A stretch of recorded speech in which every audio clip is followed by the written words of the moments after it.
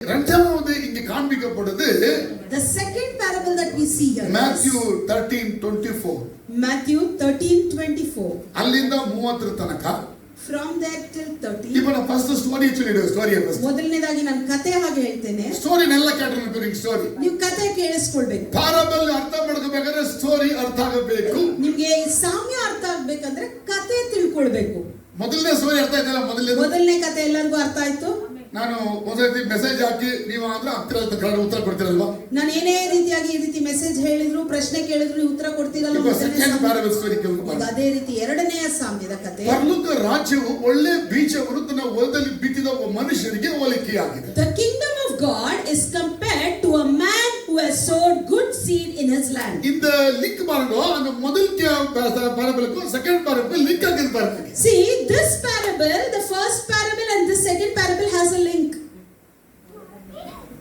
ಒಬ್ಬನು ದೇವರ ರಾಜ್ಯವನ್ನ ಎಂಬ ಬೀಜವನ್ನ ತೆಗೆದುಕೊಂಡು ಹೋಗಿ ಹೊಲದಲ್ಲಿ ಬಿತ್ತಿದ ವ್ಯಕ್ತಿ ಒಬ್ಬ ಮನುಷ್ಯ ಅಂತ ತೋರಿಸಲ್ಪಟ್ಟಿದೆ. And here it shows a person, he went and he sows the kingdom of God in his land.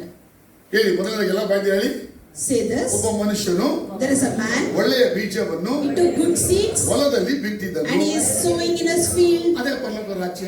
That is kingdom of God. ಮೊದಲ ಪ್ಯಾರಬಲ್ ಅದು. That's the first parable. ಯಾರ್ಯಾರು ಒಳ್ಳೆ ನೆಲವಾಗಿದ್ದರು Whoever was in good land, ಅವರ ಹೊಲಕ್ಕೆ ದೇವರು in them God ತನ್ನ ರಾಜ್ಯವನ್ನು ತಂದ. What is kingdom? ಆ ಬೀಜದಿಂದ ದೇವರ ರಾಜ್ಯ ಬಂದಿತು. And because of that seed the kingdom of God came. ಬೀಜ ಅಂದ್ರೆ ದೇವರ ವಾಕ್ಯ. The word seed was the word of God. ಬಿತ್ತಿದ ವ್ಯಕ್ತಿ ದೇವರಾದ ಯೇಸು ಕ್ರಿಸ್ತನು. And the sower is Jesus. ಇಲ್ಲಿ ಹೊಲ ಅಂತ ಹೇಳುವಾಗ ಇದು ಬಂದು ಲೋಕ. And here the land is the world. ಎಲ್ಲ ಮುಂದೆ ಎಲ್ಲ ಕೊಡಲ್ಪಟ್ಟಿದೆ ಎಲ್ಲ ಕೊಡಲ್. The explanation is also next ವಾಕ್ಯ ಮುಂದೆ ಬನ್ನಿ ಬೇಗ ಬನ್ನಿ. ಅಲ್ಲಿ ಮುಂದೆ ನೋಡುವಾಗ ವೈರಿಯು ಇಲ್ಲ ಆದರೆ ಜನರು ನಿದ್ರೆ ಮಾಡೋ ಕಾಲದಲ್ಲಿ ಅವನ ವೈರಿಯು ಬಂದು ಗೋಧಿಯ ನಡುವೆ ಅಣಜೆಯನ್ನು ಬಿತ್ತಿ ಹೋದ. But while everyone was sleeping, his enemy came and sowed weeds among the wheat. ಒಬ್ಬ ವ್ಯಕ್ತಿ ಬಂದ, a person came, ತನ್ನ ಹೊಲದಲ್ಲಿ ಒಂದು ಬೀಜವನ್ನು ಹಾಕಿ ಹೋದ, ಗೋಧಿ ಬೀಜ ಹಾಕಿ ಹೋದ. he sowed the wheat and he went off. ರಾತ್ರಿಯಲ್ಲಿ ಇನ್ನೊಬ್ಬ ವ್ಯಕ್ತಿ ಬಂದ, midnight another person is coming, ಅಣಜೆಯನ್ನು ಬಿತ್ತಿಟ್ಟು ಹೋದ. he is sowing the weeds. ಹೊಲ ಅವನದಲ್ಲ. The land is not his. ಬೇರೆಯವರ ಹೊಲದಲ್ಲಿ ಬೀಜ ಬಿತ್ತಿದ್ದಾರೆ, ಗೋಧಿ ಬೀಜ. In others' land, the master has sown the seed there. ಆದರೆ ಬೀಜ ಬಿತ್ತಿದ ಹೊಲದಲ್ಲಿ ಬಂದು ಇವನು ಅಣಜೆಯನ್ನು ಬಿತ್ತುತ್ತಾ ಇದ್ದಾನೆ. And here he is coming and he is sowing weeds. ಯಾವಾಗ ಬಂದು ಬಿತ್ತುತ್ತಾ ಇದ್ದಾನೆ? When is he coming? In the night. ರಾತ್ರಿಯಲ್ಲಿ ಬಂದು ಬಿತ್ತುತ್ತಾ ಇದ್ದಾನೆ. In the night he is coming and ಯಾವುದನ್ನ ಬಿತ್ತಿದವನು? What did he sow here? ಗೋಧಿ ಬಿತ್ತಲಿಲ್ಲ. Not the wheat. ಗೋಧಿಯಂತೆ ಕಾಣುವ ಅಣಜೆಯನ್ನು ಬಿತ್ತಿದ. The weed that appears like wheat. ಅದು ಮೊಳೆಯಿತು, it sprouted, ಫಲ ಕೊಡಕಾಯಿತು, and it was about to yield. ಅವಾಗಲೇ ಬಿತ್ತಿದ ಬೀಜ ವ್ಯಕ್ತಿಗೆ ಗೊತ್ತಾಯ್ತು ಅಣಜಿ ಕೂಡ ಕಾಣ್ತಾ ಇರಲ್ಲ. And only then the sower who sowed the wheat is seeing the weeds also grown. ಅವನು ಬಿತ್ತಿದ ಬೀಜ ಗೋಧಿ ಮಾತ್ರ. He had sowed only wheat there. ಅವನು ರಾತ್ರಿಯಲ್ಲಿ ಬಂದು ವೈರಿ ಬಿತ್ತಿದ ಗೊತ್ತಿಲ್ಲ. But he doesn't know how the enemy has come and put the weeds ಗೋಧಿ there. ಮೊಳೆಯುವಾಗ ಅಣಜಿ ಕೂಡ ಬರ್ತಾ ಇತ್ತು. As the wheat grew, the weed is also growing. ಆಗ ಬಿತ್ತಿದ ವ್ಯಕ್ತಿ ಹೇಳ್ತಾರೆ ಗೋಧಿ ಬಿತ್ತಿದ್ದು ಯಾರು ಬಿತ್ತಿದ್ದು? And now the sower of the wheat is telling, I sowed only the seed wheat. Who came and put the weeds there? ಆಗ ಕೆಲಸಗಾರರು ಬಂದು ಈ ಬಿತ್ತಿದ ಮನೆ ಯಜಮಾನಿಗೆ ಹೇಳ್ತಾರೆ. And now the servants will come and ask the owner and say, ಅಯ್ಯ ನೀನು ಒಳ್ಳೆ ಬೀಜವನ್ನು ಬಿತ್ತಿದೆ. Sir, you sowed the good seeds. Anaji ಯಾರು ಬಿತ್ತಿದ್ದು? Then who sowed the weed there? ಅಂತ ಕೇಳಿದ್ರು ಅವ್ರಿಗೆ. They came and asked. ಅದಕ್ಕೆ ಅವರು And he responds, ಯಾರು ಬಿತ್ತಿದ್ರು? Who sowed it? ಯಾರು ಬಿತ್ತಿದ್ರು? Who sowed it? ಅದಕ್ಕೆ ಯಜಮಾನ ಹೇಳ್ತಾನೆ, The owner says, ಒಬ್ಬ ವೈರಿಯು ಇದನ್ನು ಮಾಡಿದ್ದಾನೆ. an enemy has done this. ಯಜಮಾನಿಗೆ ಗೊತ್ತಿದಲ್ಲ ಇದು. The master knows this. Master ಬರಲಿಲ್ಲ ಅಂದ್ರೂ ಕೂಡ ಅಲ್ಲಿವರೆಗೂ ಗೊತ್ತಾಗಿದೆ ಅವರಿಗೆ. Even if in the absence of the master knows who does ವೈರಿಯು this. ಅಣಜೆಯನ್ನು ಬಿತ್ತಿದ್ದಾನೆ. So the enemy has sown the weed. ಈಗ ಯಜಮಾನಿಗೆ ಸೇವಕರೆಲ್ಲ ಹೇಳ್ತಾರೆ, Now all the servants are telling to the master, ಈಗ ಒಂದು ಕೆಲಸ ಮಾಡ್ತೀವಿ ಹೋಗಿ ನಾವು. now what we do is, ಈಗಲೇ ಹೋಗಿ ಅಣಜೆಯನ್ನು ಕಿತ್ಬಿಡ್ತೀವಿ. now only we'll go and remove the unwanted weeds. ಮುಂದಿನ ವಾಕ್ಯ. Then the upcoming words. ಅದಕ್ಕೆ ಯಜಮಾನ ಹೇಳ್ತಾನೆ, Then the master says, ಬೇಡ no, ಅಣಜಿಯನ್ನು ಗೋಧಿಯನ್ನು ಕಿತ್ತಿದ್ರೆ, if you remove ಮುಂದಿನ ವಾಕ್ಯ wheat and the weeds, While you are pulling the weed, you may root up the wheat with them. ಅಣಚಿ ಕೀಳಕ್ಕೆ ಹೋದ್ರೆ ಗೋಧಿನೂ ಕಿತ್ಬಿಡ್ತೀರ ಆಮೇಲೆ. When you are pulling up the weed, you will uproot the wheat also. ಯಾಕಂದ್ರೆ ಗೋಧಿ ಇನ್ನೂ time ಆಗಿಲ್ಲ ಅದಕ್ಕೆ ಬೆಳೆಯಕ್ಕೆ. Because the wheat needs some more time to grow. ಅಣಚಿಗೆ ಇನ್ನೂ time ಬೇಕಾಗಿಲ್ಲ. For weed it doesn't need time. ಅದಕ್ಕೆ ಗೋಧಿಗೆ ಟೈಮ್ ಇರೋದ್ರಿಂದ ಇರ್ಲಿ ಹಂಗೆ ಇರಲಿ. So let it be, because wheat needs time to grow. ಮತ್ತೆ ಅವ್ರು ಕೇಳಿದ್ರೆ ಮತ್ತೆ ಯಾವಾಗ ಕೀಳೋದು? Then the servants asked, when shall we ಸುಗ್ಗಿ eat them? ಕಾಲದಲ್ಲಿ ನಾವು ಮಾಡೋಣ. In the time of harvest let us do. ಗೋಧಿನೂ ಬೆಳೀಲಿ, Let the wheat grow. ಅಣಚಿನೂ ಬೆಳೀಲಿ Let the weed also grow. ಅಂತ ಹೇಳ್ತಾರೆ. He says. ಕೊನೆಗೆ ಅಣಜಿ ನಾವು ಏನ್ ಮಾಡೋದು ಸ್ವಾಮಿ? And at last what shall we do with the weeds? Anaji ಎಲ್ಲ ತೆಗೆದು ಬೆಂಕಿಗೆ ಹಾಕಿ, We'll take all the weed and put it in the ಗೋಧಿನ fire. Anaji ಎಲ್ಲ ಹಾಕಿ. And we'll put the wheat in the barn. ಇದಕ್ಕೆ ಅರ್ಥ ಆಯ್ತಿಲ್ಲ. How many of you understood this? ಅರ್ಥ ಆಗದಿರೋರು, If you didn't understand, please raise. ಅರ್ಥ ಆದವರು ಅಂತ Those who have understood, please raise. ಗೋಧಿ ಮನುಷ್ಯ ವದಚ, A man sowed wheat. ರಾತ್ರಿ ಒಂದು ಇನ್ನೂ ಇರುತ್ತೆ. ಹೆಸರು ನಮ್ಗೆ ದಾಂಟ್ರೆ ಹೆಸರು ತಮಿಳಲ್ಲಿ Weeds in Tamil. ಇಲ್ಲ ವಿದೆ ಇಲ್ಲ. Weed. ಕಳೆ Kale. ಕಳೆ ಕಳೆ ಅದೇ ಬೆದಿಸ್ತಾರೆ. And he came and he sowed the weed. பத்தா கொஞ்ச நாள் போது ரெண்டு மேல வந்திருக்குது. And after some days wheat is also growing and the weeds are also growing. வேலைக்காரன் சொன்னாங்க புடியலாமான்னு கேட்டாங்க. The servant is coming and asking, shall we remove the unwanted weeds? எஜமான் சொல்றாரு புடுங்காதப்பா. The master says, no, don't. Harvest டைம்ல புடிங்கிக்கலாம். Only the time of harvest let's do அப்ப that. என்ன பண்ண களைய என்ன பண்ணுங்க தூக்கி நெருப்புக்கு போட்டுருங்க. So what to do with the weeds? Let's put it in the ಗೋಧಿಯ fire. ಮತ್ತೆ ಕಣಜದಲ್ಲಿ ಸೇರணும். And only the wheat will keep it in the barn. ಅರ್ಥ ಆದವರು ಸತಿ ಕೂಡ ಮನೆಗೆ ಬಂದಿದ್ದೀರಾ ಸತಿ ಕೂಡ ಓದಿ. If you go home, read this parable 10 times. ನಮ್ಮ ಒಳಕ್ಕೆ ದೇವರ ರಾಜ್ಯ ಬಿತ್ತಲ್ಪಟ್ಟಿದೆ. So in us the kingdom of God is sown. இப்ப கேளுங்க, நமக்குள்ள தேவ ராஜ்யம் வந்து விட்டது. In us the kingdom of God has come. தேவ ராஜ்யத்தை உள்ள மனுஷர்களா நம்ம வாழ்றோம். And we are living as man with the kingdom of நமக்குள்ள God. தேவ ராஜ்யம் வந்ததனால ನಮ್ಮೊಳಗೆ ದೇವರಾಜ್ಯ ಬಂದಿರೋದ್ರಿಂದ ரொம்ப சந்தோஷமா சமாதானமா ನೆಮ್ಮದಿயா இருப்போம். ನಾವೆಲ್ಲ ತುಂಬಾ ಸಂತೋಷದಿಂದ ಸಮಾಧಾನದಿಂದ ನೆಮ್ಮದಿಯಾಗಿದ್ದೀವಿ. தேவன் இருக்கிற உள்ள ಯಾಕೆಂದ್ರೆ ದೇವರು அவருடைய வார்த்தை இருக்கு, ಆತನ ವಾಕ್ಯ அவருடைய ಇದೆ, ஆவி இருக்கு, ಆತನ ಆತ್ಮ அவருடைய ಇದೆ, ಅಭಿಷೇಕ இருக்கு, ಆತನ ಅಭಿಷೇಕ அவருடைய ಇದೆ, வல்லமை இருக்கு, ಆತನ ಬಲ ಇದೆ, அவருடைய உதவிகள் இருக்கு, ಆತನ ಸಹಾಯ ಇದೆ. வரலாறு நிரந்தரமா உதவி செய்தவங்களுக்கு ಅವರು ಆ ಒಂದು ಬಲ ನಮಗೆ ನಿರಂತರವಾಗಿ ಸಹಾಯ ಮಾಡುತ್ತೆ. ஏன்னா நம்ம பரலோகத்தின் நிவாசிகளா மாறிட்டோம். ಯಾಕೆಂದ್ರೆ ನಾವೆಲ್ಲ ಪರಲೋಕದ ನಿವಾಸಿಗಳಾಗಿ We are ಮಾರ್ಪಟ್ಟಿದ್ದೇವೆ. the citizens of heaven. ನಾವೆಲ್ಲ ಪರಲೋಕದ ನಿವಾಸಿಗಳು. பரலோகம் மகிழ்ந்து களி கூர்ந்தது. ಪರಲೋಕ ಹರ್ಷಿಸಿತು. தூதர்கள் எல்லாம் பாடி மகிழ்ந்தார்கள். ಎಲ್ಲ ದೇವದೂತರು ಹಾಡಿ இங்கே ಕೊಂಡಾಡಿದರು. பூமியில இத்தனை நாள் இத்தனை டைம்ல ஒரு மனுஷன் இயேசுவை ஏற்றுக்கொண்டு தேவராஜ்யம் வந்துட்டது. ಈ ಭೂಮಿಯಲ್ಲಿ ಈ ದಿನದಲ್ಲಿ ಇಂಥ ಸಮಯದಲ್ಲಿ ಒಬ್ಬ ವ್ಯಕ್ತಿ ಯೇಸುವನ್ನ ಸ್ವೀಕರಿಸಿದ ಅಂತ ಪರಲೋಕ ಹರ್ಷಿಸಿದೆ. பரலோகம் கொண்டாடி இருக்குது. ಪರಲೋಕ ಕೊಂಡಾಡ್ತಾ ಇದೆ. நமக்கு கொண்டாட்டம் தான். ನಾವು ಕೊಂಡಾಡ. எப்ப பார்த்தாலும் ஜெபம், ಯಾವಾಗ ನೋಡಿದ್ರು எப்ப பார்த்தாலும் வேத தியானிப்பு, ಯಾವಾಗ ನೋಡಿದ್ರು ವಾಕ್ಯ, எப்ப பார்த்தாலும் தேவனை துதிக்கிறோம், ಯಾವಾಗ ನೋಡಿದ್ರು ದೇವರ எங்க போனாலும் இயேசு இயேசு சொல்றோம், ನೋಡಿದ್ರು ಯೇಸು வைராக்கியமா இருக்கிறோம், வைராக்கியம் உபவாசங்களை செய்றோம், உபவாಸ துதி ಮಾಡ್ತೇವೆ, பாடலை ஏறெடுக்கிறோம், ಸ್ತುತಿ பக்தி ಆರಾಧನೆ, விசுவாசமா ಭಕ್ತಿ வாழ்றோம். ವಿಶ್ವಾಸದಿಂದ ಜೀವಿಸ್ತೇವೆ. நாமெல்லாம் வாழ்ற வாழ்க்கை வந்துருச்சு. ನಾವೆಲ್ಲ ಜೀವಿಸುವಂತ ಜೀವನ ಬಂದಿದೆ. நான் திரும்ப சொன்ன கூட நம்புவோம். ನಾವು 4-5 ಮಂದಿಗೆ ಹೋಗಿ இயேசுவை நம்புங்க. ಯೇಸುವನ್ನ ನಂಬಿ எனக்கு வந்த சந்தோஷம் உங்களுக்கு வரும். ನಮಗ್ ಬಂದ ಸಂತೋಷ எனக்கு ನಿಮಗೂ வந்து ಸಿಗುತ್ತೆ. உங்களுக்கு வரும். ನನಗಾಗಿ ನಿಮಗೂ இயேசுவை ಆಗುತ್ತೆ. நம்புங்க. ಯೇಸುವನ್ನ ನಂಬಿ அவங்கள நம்பிட்டாங்க. ಅವರು ನಂಬಿದ್ರು. அவங்களே ಚರ್ಚ್ಗೆಲ್ಲ ಇಟ್ಟು ಅವ್ರನ್ನೂ ಕರ್ಕೊಂಡು ಬಂದ್ರು. இப்ப சபை கூடப்பட்டது. ಈಗ ಸಭೆ சபை ಸೇರಲ್ಪಟ್ಟಿತು. பெருசாயிடுச்சு. ಸಭೆ ದೊಡ್ಡದಾಯಿತು. என்ன மகிழ்ச்சி.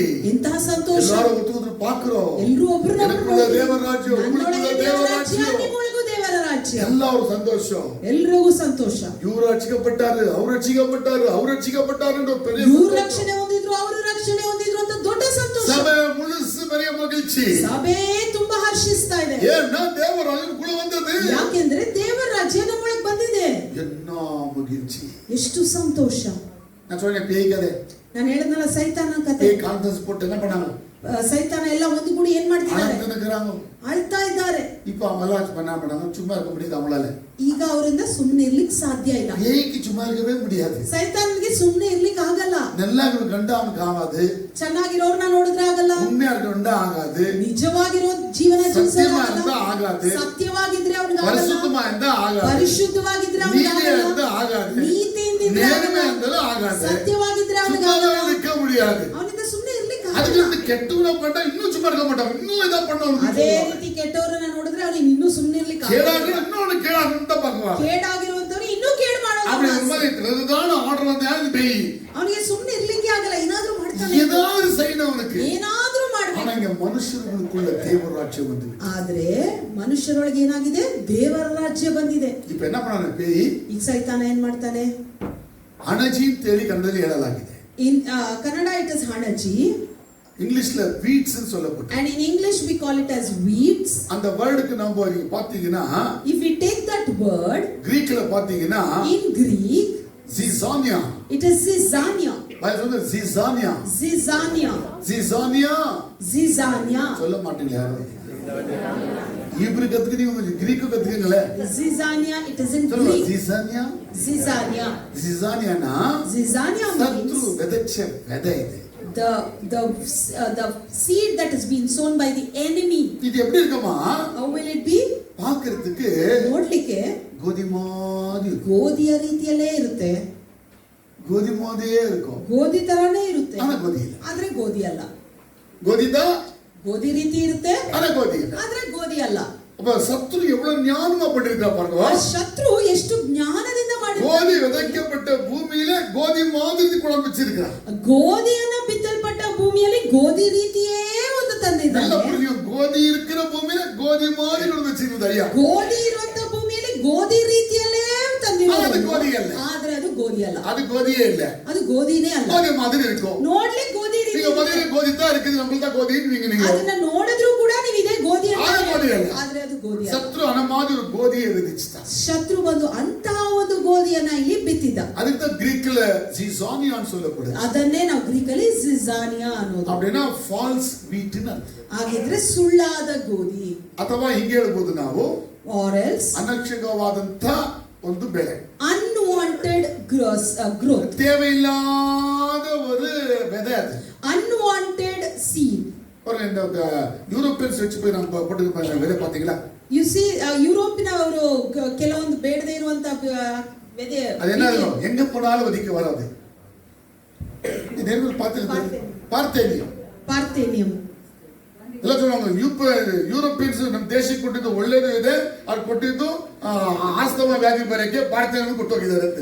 And they also say Europeans, they have given so many good contributions. With that they have given that asthma disease that comes from that parthenium. ಅದಕ್ಕೆ ಎದುಮೇ தேவையில்லை, ಅದೇ ಬರೋದೆ. That parthenium to grow, it doesn't need anything, it randomly ಅನವಧಿ grows. சத்ரு விதைக்கப்பட்ட பூமியில, ಗೋಧಿ விதைக்கப்பட்ட பூமியில தேவையில்லாதது ಕೂಡ ಒಂದು விதைக்கிறான் பாருங்க. ಆ ರೀತಿಯಾಗಿ ಶತ್ರು ಗೋಧಿಯನ್ನು ಬಿತ್ತಲ್ಪಟ್ಟ ಭೂಮಿಯಲ್ಲಿ ಅನಾವಶ್ಯವಾದದನ್ನ ತಂದಿಲ್ಲಿ ಬಿತ್ತುತ್ತಾ ಇದ್ದಾನೆ. அப்ப இது அந்த விதை என்ன? ಸೊ ಆ ಒಂದು ಬೀಜ ಏನು? நல்ல பூமியில நல்ல விதை ಗೋಧಿ இருக்குது, ಒಳ್ಳೆಯ ಭೂಮಿಯಲ್ಲಿ ಒಳ್ಳೆಯ ಬೀಜ ಗೋಧಿ ಇದೆ. ಇವರು நல்ல ஜெபம் பண்ணுவாங்க, ಇವರು ತುಂಬಾ ಚೆನ್ನಾಗಿ நல்ல பாடி ಪ್ರಾರ್ಥಿಸ್ತಾರೆ, துதிப்பாங்க, ಚೆನ್ನಾಗಿ ಹಾಡಾಡ್ತಾರೆ, தேவனுக்கு பக்தியா இருப்பாங்க, தேவனுக்கு பயத்தோடு வாழ்வாங்க, சாட்சியா வாழ்வாங்க, உண்மையா இருப்பாங்க, நல்ல ஊழியம் செய்வாங்க, தேவனை பிரியப்படுத்துவாங்க. ದೇವರನ್ನ ಖುಷಿ ಪಡಿಸ್ತಾರೆ. ஆனா அதே சபைக்குள்ள ಅದೇ ಸಭೆಯಲ್ಲಿ சாத்தானால விதிக்கப்பட்ட ಗೋಧಿ ಕೂಡ ಇருக்கு. ಸೈತಾನನಿಂದ ಬಿತ್ತಲ್ಪಟ್ಟಂತಹ ಗೋಧಿ ಕೂಡ ಇದೆ. நல்லா புரியல உங்களுக்கு? ನಿಮ್ಗೆ ಅರ್ಥ ಆಗಿಲ್ಲ ಅನ್ಸುತ್ತೆ. ದೇವರಾಜ್ಯ ನಿಮ್ಮೊಳಗೆ வந்துச்சா? The kingdom of God came in you. உங்களுக்கு ராஜ்யம் வந்துச்சுதானே? இப்போ ದೇವರ ರಾಜ್ಯ ನಿಮ್ಮೊಳಗೆ ಬಂದಿದೆ. உங்களுக்குள்ள சாத்தான் என்ன பண்றான்? ಆಗ ಸೈತಾನ ನಿಮ್ಮೊಳಗೆ நீ ಏನು நல்லா ಮಾಡ್ತಾನೆ? தூங்கும்போது இன்னொரு விதைய போடுறான். ನೀವು ಚೆನ್ನಾಗಿ ನಿದ್ರೆ ಮಾಡುವಾಗ ಇನ್ನೊಂದು ಬೀಜವನ್ನು ಬಿಡ್ತಾನೆ. தூக்கம் என்ன? ಯಾಕೆಂದ್ರೆ ನಿದ್ರೆ ಅಂದ್ರೆ உங்களை கன்ஃபியூஸ் பண்றது, ನಿಮ್ಮನ್ನ ಗಲಿಬಿಲಿ ಮೂಡಿಸುತ್ತೆ, உங்களுக்கு அறிவில்லாததை கொடுக்கிறது, ನಿಮಗೆ ಯೋಚನೆ ಮಾಡದೆ தேவையில்லாத உள்ள போடுறது, ಅನಾವಶ್ಯವಾದದನ್ನ தேவை ಒಳಗೆ மாதிரி தெரிஞ்சு அது தேவையில்லாத உங்களுக்குள்ள போடுறது. ಅದು ಅವಶ್ಯಕತೆ ರೀತಿ ಕಂಡು ಬಂದರೂ ಕೂಡ இத ಅನಾವಶ್ಯವಾಗಿರುತ್ತೆ. பத்தி பைபிள் நிறைய காரியங்களை பேசுது. ಈ ರೀತಿಯಾಗಿ ಬೈಬಲ್ ತುಂಬಾ ವಿಷಯಗಳನ್ನು ನಮಗೆ ತಿಳಿಸುತ್ತೆ. ಅದಕ್ಕಾக இயேசு கிறிஸ்து இருக்கிற காலத்துல, ಆ ದಿನದಲ್ಲಿ ಯೇಸು ಸ್ವಾಮಿ ಇದ್ದಂತ இயேசு ಕಾಲದಲ್ಲಿ கிறிஸ்து நல்ல விதைய பரலோக பூமிக்கு வந்திருந்தா, ಯೇಸು ಸ್ವಾಮಿ ಒಂದು ಒಳ್ಳೆಯ ಬೀಜವಾಗಿ ಪರಲೋಕವನ್ನು ಬಿಟ್ಟು ಭೂಮಿಗೆ ಬಂದರು. இந்த பூமியில இயேசு காலத்துல நிறைய இந்த மாதிரி விதைகள் இருந்தது. ಈ ರೀತಿಯಾಗಿ ಯೇಸು ಸ್ವಾಮಿಯ ಕಾಲದಲ್ಲೂ ಕೂಡ ಈ ಭೂಮಿಯಲ್ಲಿ ಈ ರೀತಿಯಾದ ಒಂದು ಬೀಜಗಳು இந்த ಇದ್ದವು. அண்ணா காயஃபான் சொல்லப்படுறவங்க, ಮೊದಲನೇದಾಗಿ ಅನ್ನ ಕಾಯಫ, பரிசாயர்கள் சாஸ்திரிகள் சொல்லப்படுறவங்க, ಫರಿಸಾಯರು ಶಾಸ್ತ್ರಿಗಳು கோதி என்ற நல்ல விதையை பெற்றுக்கொள்ளாமல், ಅವರು ಒಳ್ಳೆಯ ಒಂದು ಗೋಧಿಯನ್ನ ಪಡೆದುಕೊಳ್ಳುತ್ತಾರೆ, இயேசுவை பெற்றுக்கொள்ளாமல் ಯೇಸುವನ್ನ இந்த சாத்தானுக்கு கொடுக்கப்பட்டிருந்த இந்த விதைகளை அவங்க பெற்றுக்கொண்டிருந்தாங்க. ಸೈತಾನನಿಂದ ಕೊಡಲ್ಪಟ್ಟಂತ ಬೀಜಗಳನ್ನ ಅವರು ಹೊಂದ್ಕೊಂಡಿದ್ರು. அதனால அவங்க எல்லாம் கள்ள உபதேசத்துல நிரம்பப்பட்டிருந்தாங்க. ಆದ್ರಿಂದ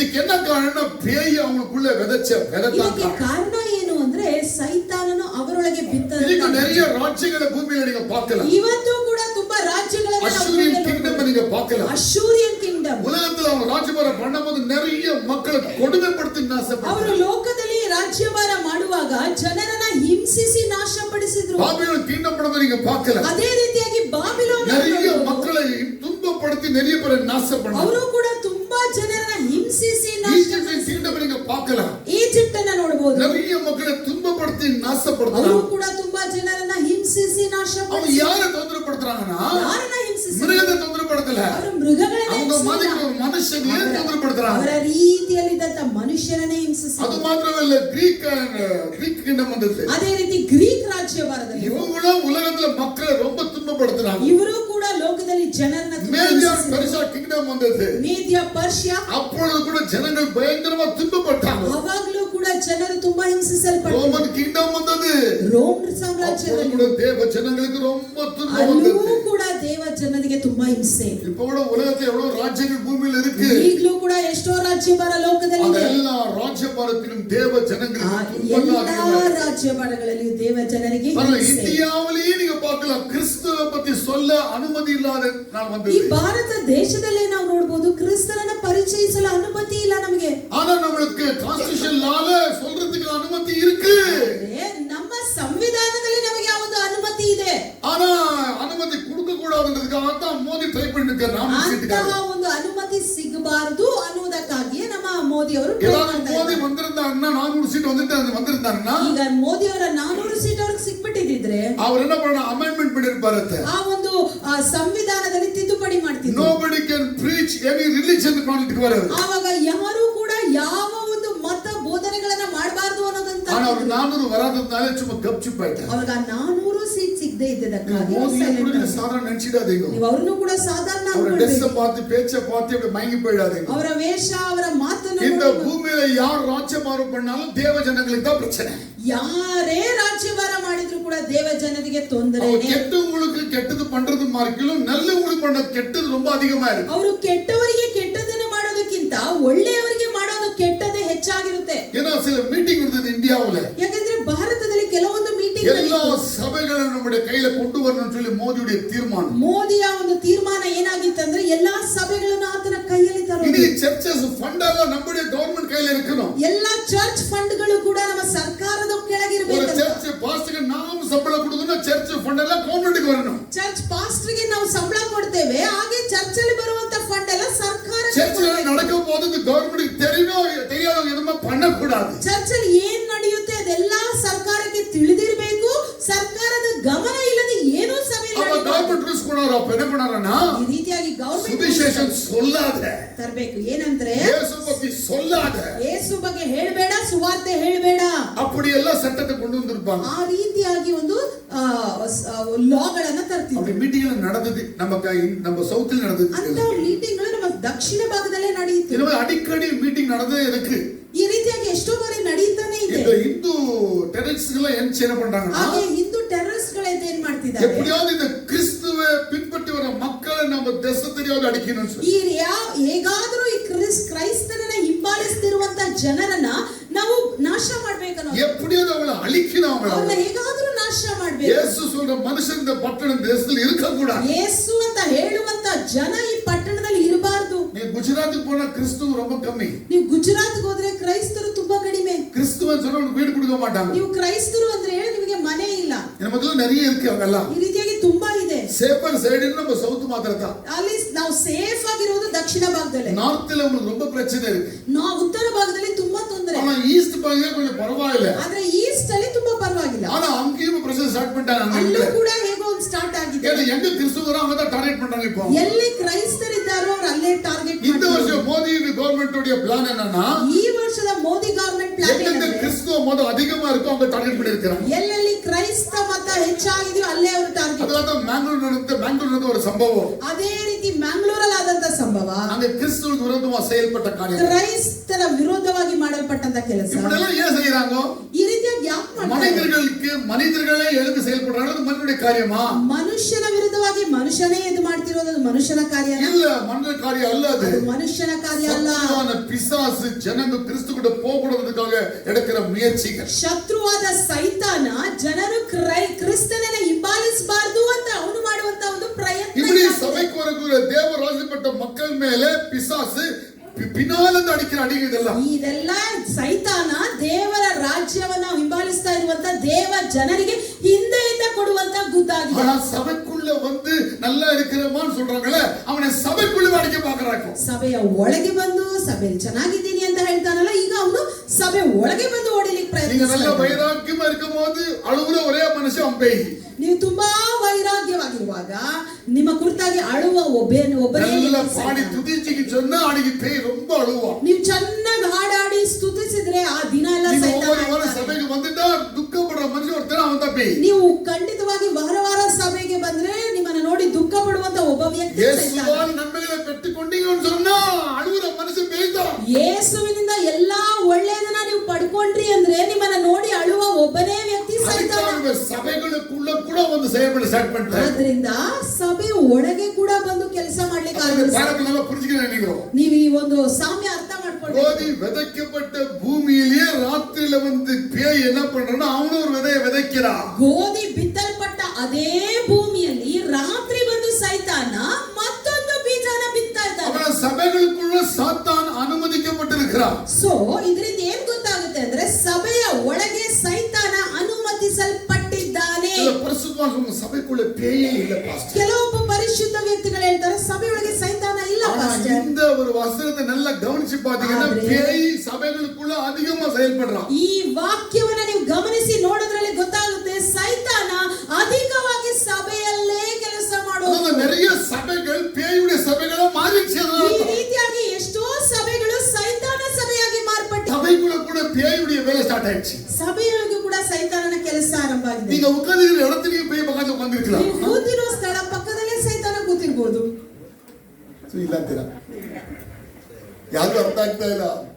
ನೀವೇನ ಇದು ಚರ್ಚ್ ಜೀಸಸ್ ಏನ್ರಾಂಗೋ ನೀವೇನ್ ಅನ್ಕೊಂಡಿದ್ದೀರಾ ಅಂದ್ರೆ ಇಲ್ಲಿ ಬರೀ ಸಭೆ ಯೇಸು ಯೇಸು ಅಂತ ಹೇಳ್ತೀವಿ. ஒட்டிக்கறாங்களே இவங்க பரிசுத்தாவில நிறைஞ்சிருக்காங்க. ಈ ನನ್ನ ಪಕ್ಕ ಇರುವ ಆಂಟಿ ಪರಿಶುದ್ಧ ಆತ್ಮನಿಂದ ತುಂಬಾ ಅಂಕಲ್ಗಳೇ ಅವರು ಪರಿಶುದ್ಧ ಫುಲ್ ಆಗಿದ್ದಾರೆ. ಆ ಅಂಕಲ್ ಕೂಡ ಹಾಗೆ ಪವಿತ್ರ ಆತ್ಮನಿಂದ ತುಂಬಿಕೊಂಡಿದ್ದಾರೆ. ಕುರ್ಚಿ பெரியவங்க வரைக்கும் ஆவி அப்படியே ஜீவ ஜீவ ஜீவ ஜீவன் போறாங்க. ಈ ಚಿಕ್ಕ ಮಕ್ಕಳಿಂದ ವಯಸ್ಸಾದವರ ತನಕ ಎಲ್ಲ ಆತ್ಮೀಕವಾಗಿದ್ದಾರೆ. ನಮ್ಮ ನೆನಪು ತಪ್ಪಿಲ್ಲ. ನಮ್ಮ ನೆನಪು ಕರೆಕ್ಟ್. ನಾವು ನೆನಪಿಸಿಕೊಂಡಿರೋ ತಪ್ಪಲ್ಲ. ನಾವು ಜಪಿಸಿರೋ ಬಿತ್ತಾನೆ. ನಾವು ಕೂಡ ಹಾಗೆ ಪ್ರಾರ್ಥಿಸ್ತೀವಿ. ನಮ್ಮ ಬಡದ ಜಪಿಸಿದ್ದಾನೆ ಇರೋದು. ಹಾಗೆ ತಾನೇ ಪ್ರಾರ್ಥಿಸ್ತೀವಿ. அப்படி நம்ம நினைவு நாம இருக்கிறோம். ಅದೇ ನೆನಪಲ್ಲಿ ஆனா பேய் சிலவர்களுக்குள்ள வச்சிட்டது.